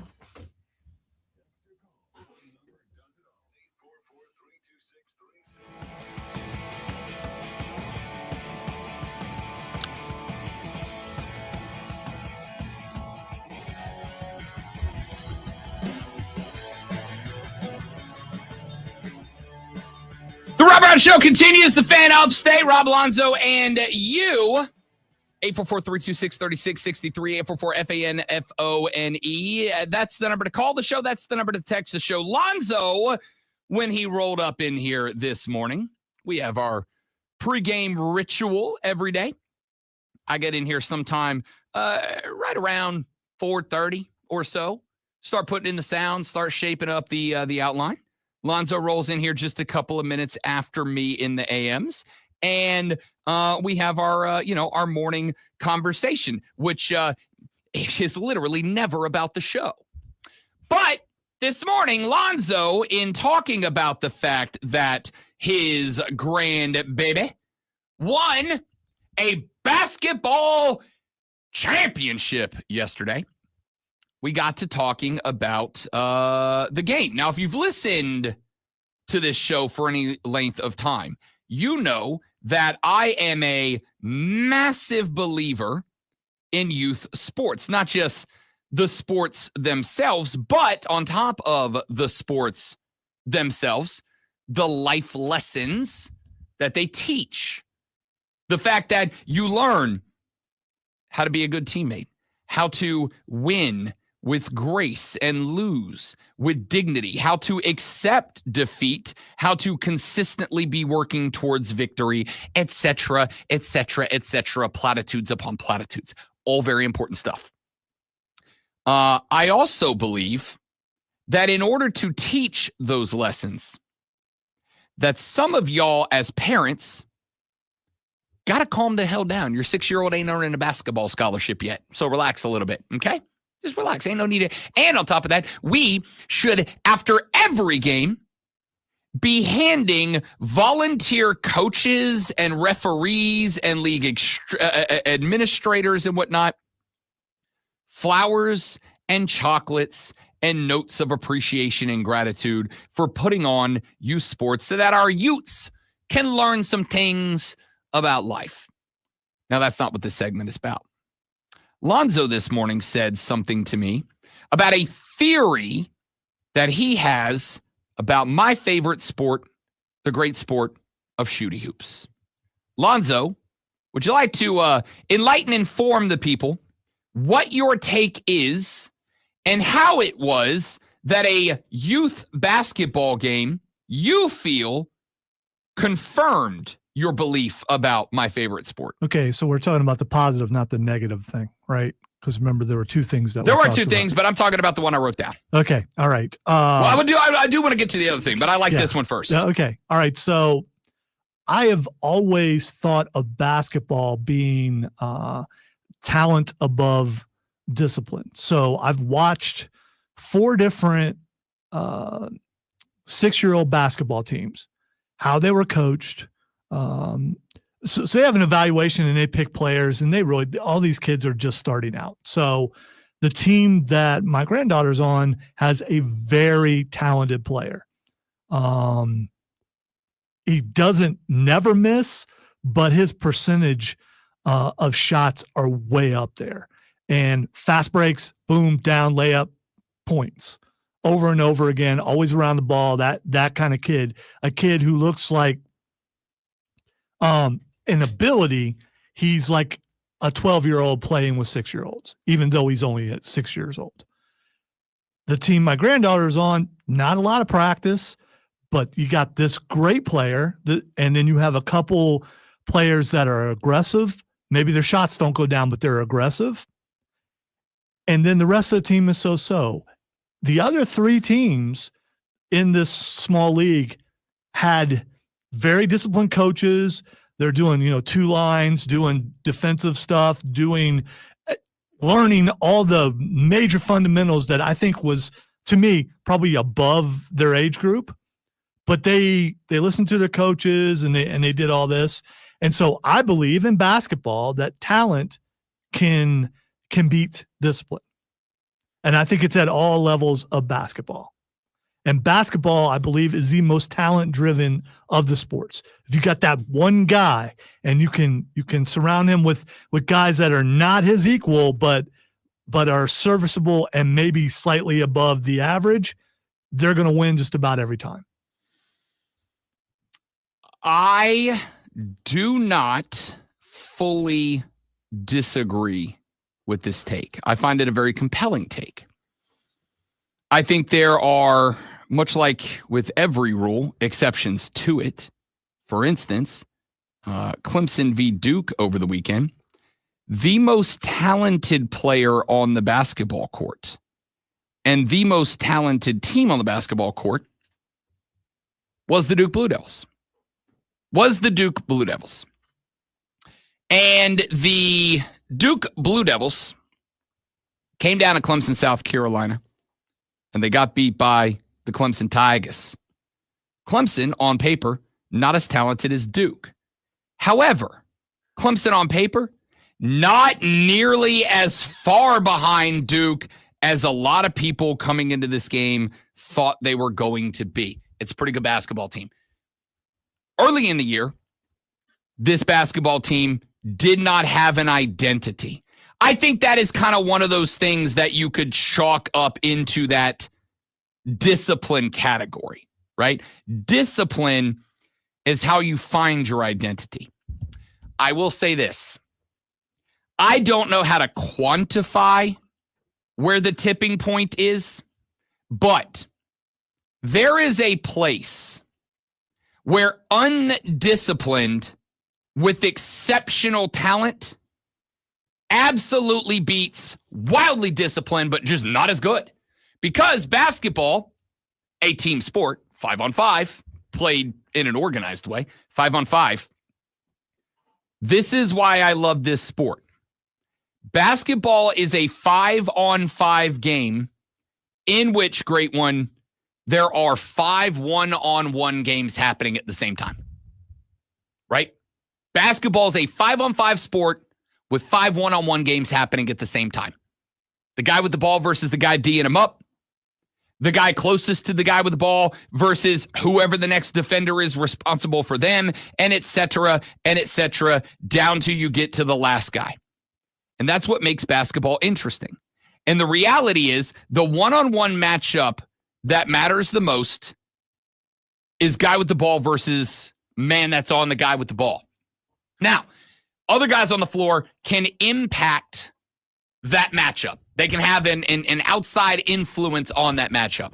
A defender sliding over and closing the gap without creating a 2-on-1 situation can influence that outcome. One of the things when I used to coach youth basketball and win, inevitably, I get back into it at some point. One of the first practices I will run with any given team, I'm old school, baby. We don't even bring a basketball to the first practice. Why? Because I want you moving off the ball. I need you to know where to go when you don't have the ball. That way, when that guy gets the ball, when our Jordan gets the ball, I need the other 4 people on the court to recognize and understand that every step you take, every move you make impacts, influences what's happening with the guy on the ball. I need the guy that is the guy to recognize the influence they have on the play when they don't have the ball. There is a tipping point where a team that is like this talented is playing a team that's this talented, and they're in the same mark. Maybe it's like the second ranked team versus the 23rd ranked team. They're, as much as that's a big differential in the ranking, there's 100 and some odd teams. Those 2 teams are closer than you might think. And so a team that's a little less talented, but is exceptionally well disciplined, they have a shot, but it's not a guarantee. I don't think your theory is incorrect. I think there is absolutely a tipping point where even if the team is undisciplined, if the team just has that much more basketball talent on it, they can beat the most disciplined team out there because it's just a competition of athleticism, and they're just dogs. They just got you beat. The reason that you see the teams over the years in NCAA ball that for some reason, even when it looks like they should drop off, that they continue to hang around in that spot, they continue to show up, they kind of continue to be a part of the conference discussion, is because they do both. I look at North Carolina this year, who Clemson beat last night. I didn't beat the brakes off of last night. That is a team that does not have the level of basketball talent that they have had in years gone by, and also is an undisciplined basketball team. They just don't have their identity. They don't know who they are. This is one of the reasons that I think old Hubert is not long for his position at North Carolina. Because even if you don't have the guys that North Carolina has historically had, the one thing you should always have is that UNC, you represent the heels, discipline, and mentality. They don't have that. You know what Brad Brownell has? Underappreciated talent, and talent that knows its role and its space on the floor. A disciplined basketball team. Are they going to beat Duke more often than not? Not really. Not really. Duke can out-talent them. What happened with Duke? Late in the game, they found themselves in a ball game and they broke down mentally. They lost their discipline. Clemson's not as far behind Duke as they were made out to be. Their discipline ended up winning that situation. They were able to put Cooper Flagg where they wanted him on the floor to lower Duke's number of high percentage shots. And then they took advantage of that. Talent beats discipline in basketball, unlike in other sports. Really, really good discipline teams at least give themselves a shot. Back after this on the Rob Brown Show on the Fan Upstate. No!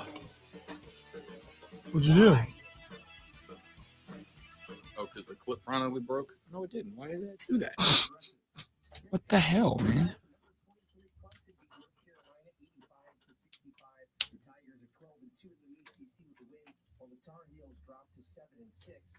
That was very dramatic. No!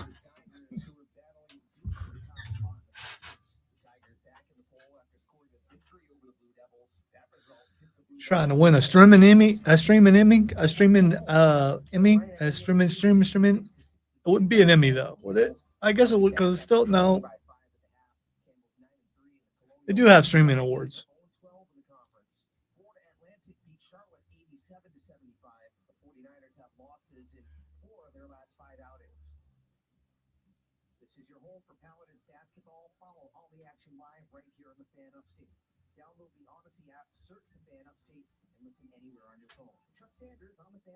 You know that always there joint pain that you've been dealing with, that joint pain that impacts you no matter how simple the task, maybe walking. I guess Chris doesn't care that you need. Take a deep breath and consider big balls. Tens of thousands of QC Kinetics patients will tell you don't wait and make the call today to talk to the local medical professionals that want to and can help you out. These new orthobiologic cellular therapies, including He may think he's being protective of you, so he's not coming down. Okay. No, he's working with somebody who gets priority over me.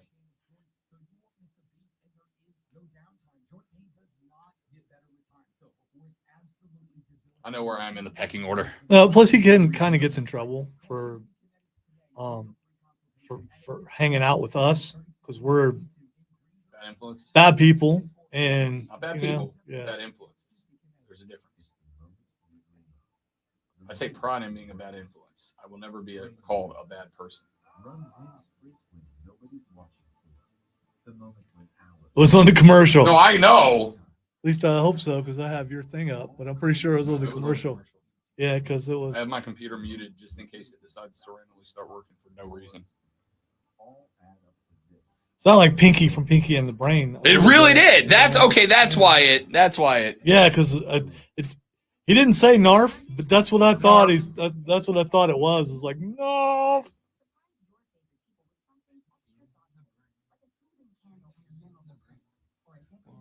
He's a genius. The other's insane. I've noticed something. Every time I have to go to this doctor, it rains. That is weird. It's a sign zone. This is my third time going to this doctor. It's rained every single time. I saw the sign. And opened up my eyes. I saw the sign. I guess when you're going for the arthritis, you want to go when it's the worst kind of pain, like when it's raining. So, you know. Lonzo's the guy that can feel the rain in my knees. Oh, I definitely feel the snow. April, we did not. We're actually about to do that right now. As a matter of fact, I was just reading the old tweet from Steve Smith Sr. All right, We're getting a celebrity boxing match out of this. I just read it too because you said it and the algorithm heard you say it, so it put it up on my stream. Wait, you read it before I said it, but the algorithm put it up? No, you were saying you were going to talk about it. Also, and it heard and then put it up there. Also, there's a reason your algorithm shows you things that we talk about. Because we're on the stream and we're talking about it. No. It is because ordinarily most of the things, not all the things, but most of the things that we talk about, I end up either looking at or searching. And since our computers are on the same network, it data shares between all of them and says, okay, in this room where these two computers are on the same network, one of them is searching this, it's probably relevant to the other as well. You're geofenced to me, as they say. So how do you explain the big balls? That's on you.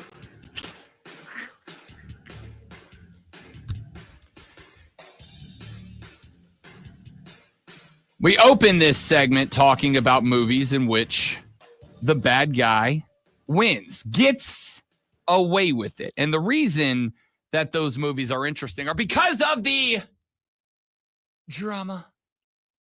Well, I didn't expect this to be something that popped up into my radar late yesterday afternoon. Alas, here we are.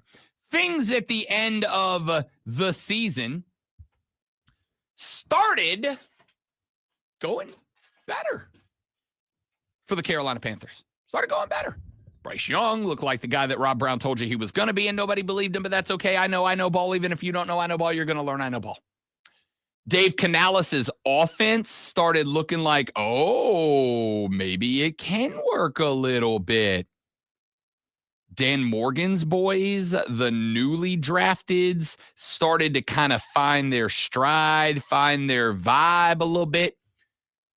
I think most of you as Panther fans felt they heck of a lot better at the end of the year than you felt at the beginning of it. Like I told you would. But put that aside. Let's not just pat me on the back the whole segment. Let's talk about what we're here for.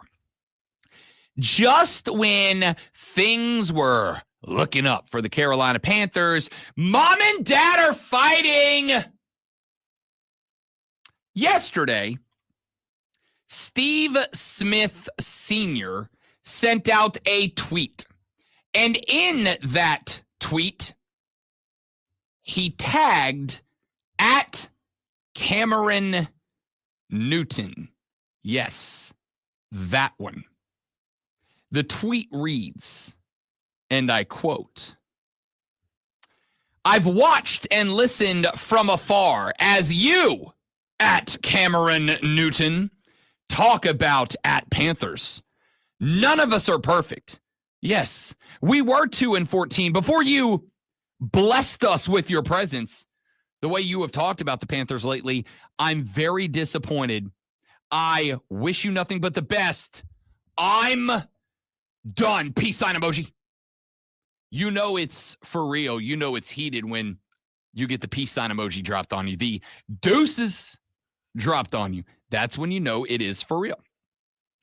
I'm going to start off by saying, friend of the show, Steve Smith. Senior. Sorry. Friend of the show, Steve Smith. And famous Baltimore Ravens, Steve Smith Sr.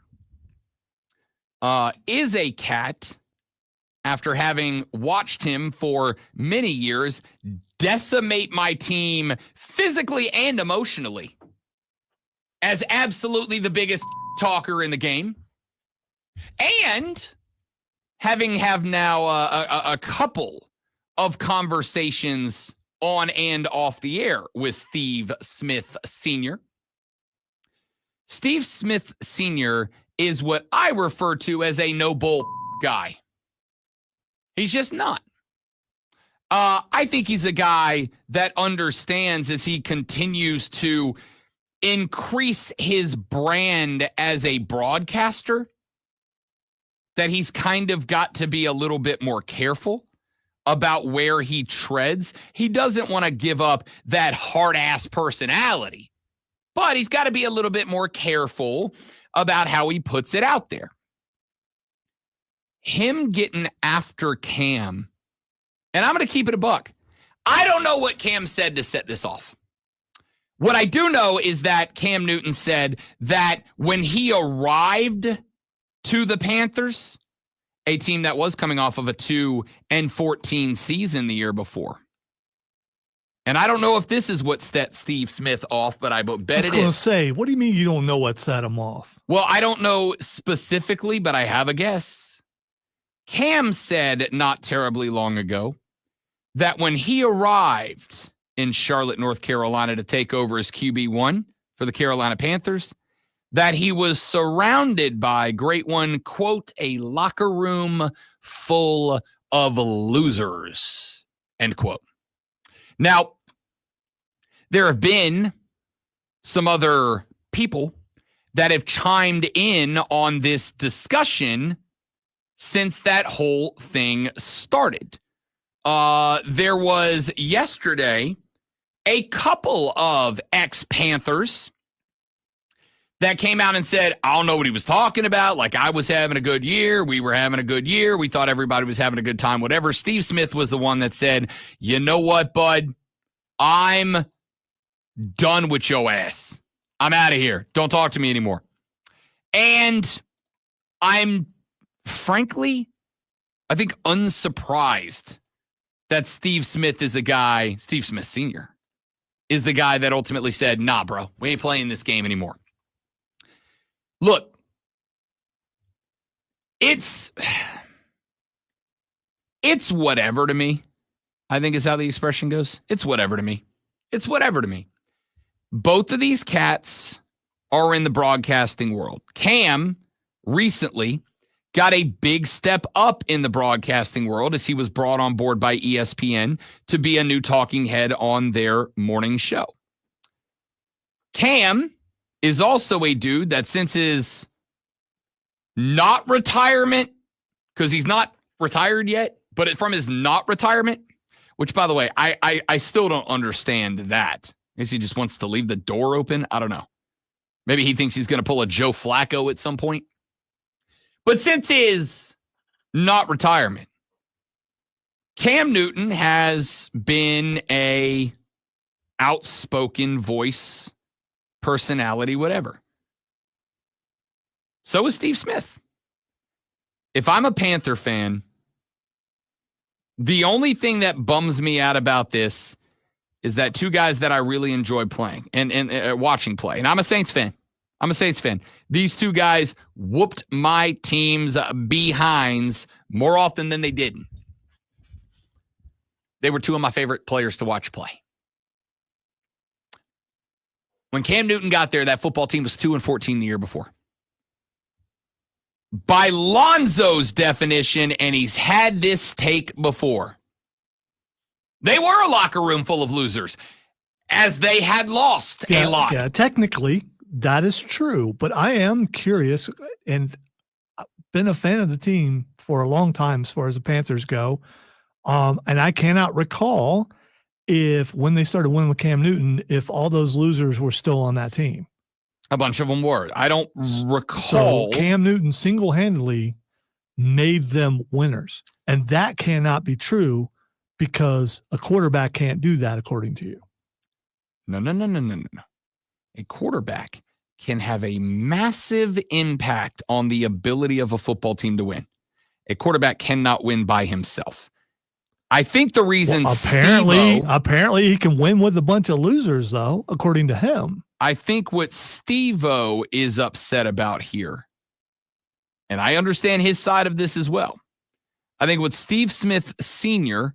is upset about here is the fact that Cam Newton came in, took over, kept that locker room together. They came out and they won the next year. And Steve's going, whoa. If we were a locker room of losers, how'd you win with us? Exactly. Right? If we were a locker room of losers, how'd you lose with us? But what he's saying is, Cam Newton is saying he was so great, he was able to take those losers and win with them. And this is more about Cam Newton. And Steve Smith Sr. is standing up for the team. And that's cool of him to do. Cam Newton is definitely making a point to pat himself on the back, which I understand because Cam Newton, right this very second, is doing the best that he can to give himself a brand boost. He's got himself on the 4-letter, acting in the role of national talking head. He started popping up in a bunch of entertainment aspects. He's just one mistake away. And they're keeping that mic on and having fun with him until he makes that one mistake and says the one thing that he should not say. Steve Smith punches him in the nose. Well, no, I just mean the one controversial thing that gets him taken off.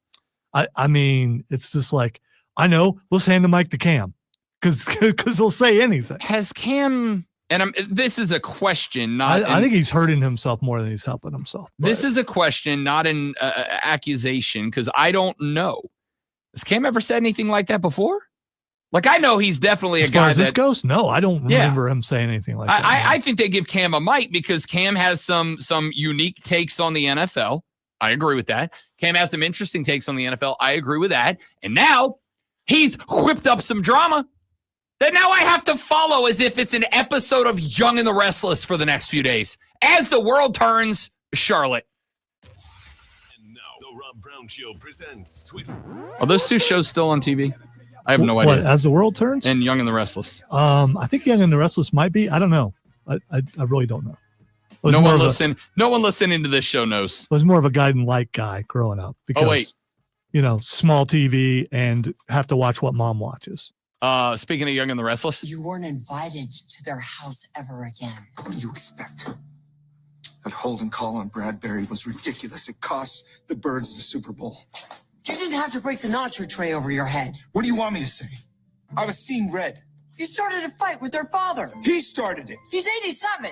He said the Eagles were frauds. Enjoy the game.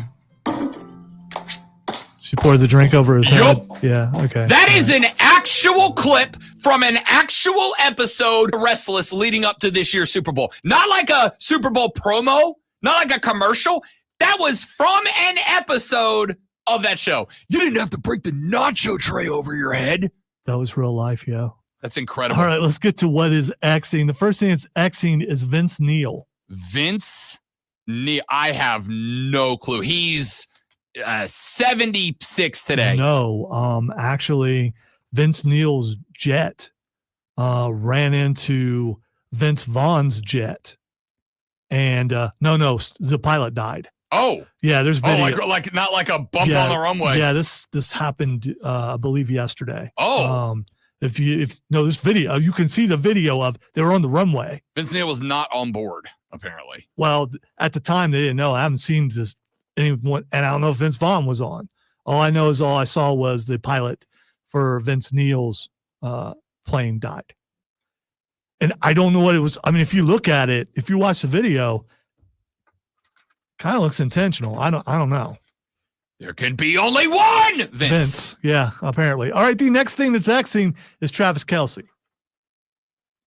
There's one more Vince out there that 100% wins that battle. If this is like a Highlander situation, but with Vince's, there's one more Vince out there that has zero issue playing dirty. Yeah. All right, what is the next one? Travis Kelce. Okay. I think I know why this is trending. After the Super Bowl was over, El Presidente sent out a tweet about Taylor Swift. And Travis Kelce yesterday said that he was very disappointed and hurt that Donald Trump would attack Taylor Swift, as if he hasn't been doing that for like 2 years now. Yeah, Trav? That's not it. Okay. It's CJ Gardner-Johnson. Yep. Posted a picture of Travis's ex-girlfriend and said, you gave up this for that. And then apparently Travis's ex-girlfriend, according to the internet, so it must be true, was actually on the field when the Eagles won and was wearing Eagles gear. Oh, somebody brought her as a troll for sure. Yeah. So. For sure. If that is the case, I'm going to tell you straight up. He was with my Saints for a while, which is why I know this. CJGJ is the biggest talker in the NFL today. I'm going to tell you straight up, he might be worse than Steve Smith Sr. was at his best. All right. The next thing that's Xing is Kermit the Frog. Kermit the Frog here. Kermit the Frog is trending in response to everything that Patrick Mahomes has ever said into a microphone. All right. Not bad. No, it's not my best, but it's not my worst. Yeah. I think it's more about tone. I think you've got the delivery good, but Kermit is trending because Eagles fans burnt Kermit the Frog in the streets after they won the Super Bowl. Disrespecting the Chiefs. Yeah, no, I'm disrespecting Kermit the Frog, man. A Super Bowl three-peat, but it will not be the Chiefs. Yeah, I am not making that into a promo. You know that it might be the Eagles. Why do I sing better as Kermit the Frog than I do as me? That's unfortunate. I don't know. And finally, the last thing that's Xing is pitchers. Ladies and gentlemen, the Cubs and the Dodgers have pitchers and catchers reporting today. Our spring baseball 2 weeks away. Opening day for the Cubs and the Dodgers is 1 month and 1 week away. Y'all have a spectacular rest of your day. Thanks for being here. Hope you enjoyed the show. We'll come back tomorrow to do it all over again, but better on the Rob Brown Show on the Fan Upstate. Later. What? Yeah. Sheesh.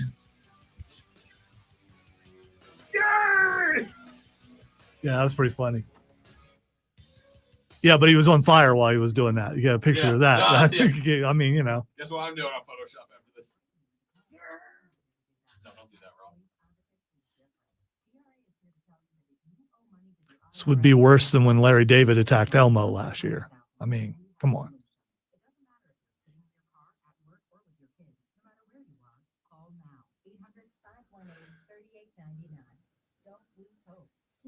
Eliminate or reduce what you owe to the IRS. Generous programs are now available that can give you a fresh start. Our passion is taxes and helping individuals fix their IRS problems. We have over 1,500. Oh, man. Be afraid of the IRS any longer. End your taxes. Oh, man. What an end to the show for no reason. Hey, you know, every time you sing on the radio, remember all those people who said you could never sing on the radio. That's what I do. Even though I'm singing as Goofy, I'm still singing on the radio. It's not that I did. It's that I did it as Kermit the Frog. Hey, and if I may, the singing was pretty good for a Kermit the Frog. All right, Pretty good Kermit impression during the singing. I've had a Kermit the Frog sing off before on the air, which is what started the whole Where would I place? karaoke thing. Third. Get out. That was not a third place performance. If you'd have said second, I'd have been like, okay, I can check that Well, out. You're telling me there are here's the two thing, people in the building and better than me? And at I'm that? not doing this because I retired my Kermit the Frog. You're not beating my Kermit the Frog, but you're definitely not beating the supposed victor of Kermit the Frogs, Which was Chris. exactly. You've heard his voices. He's pretty good. He is pretty good. He is.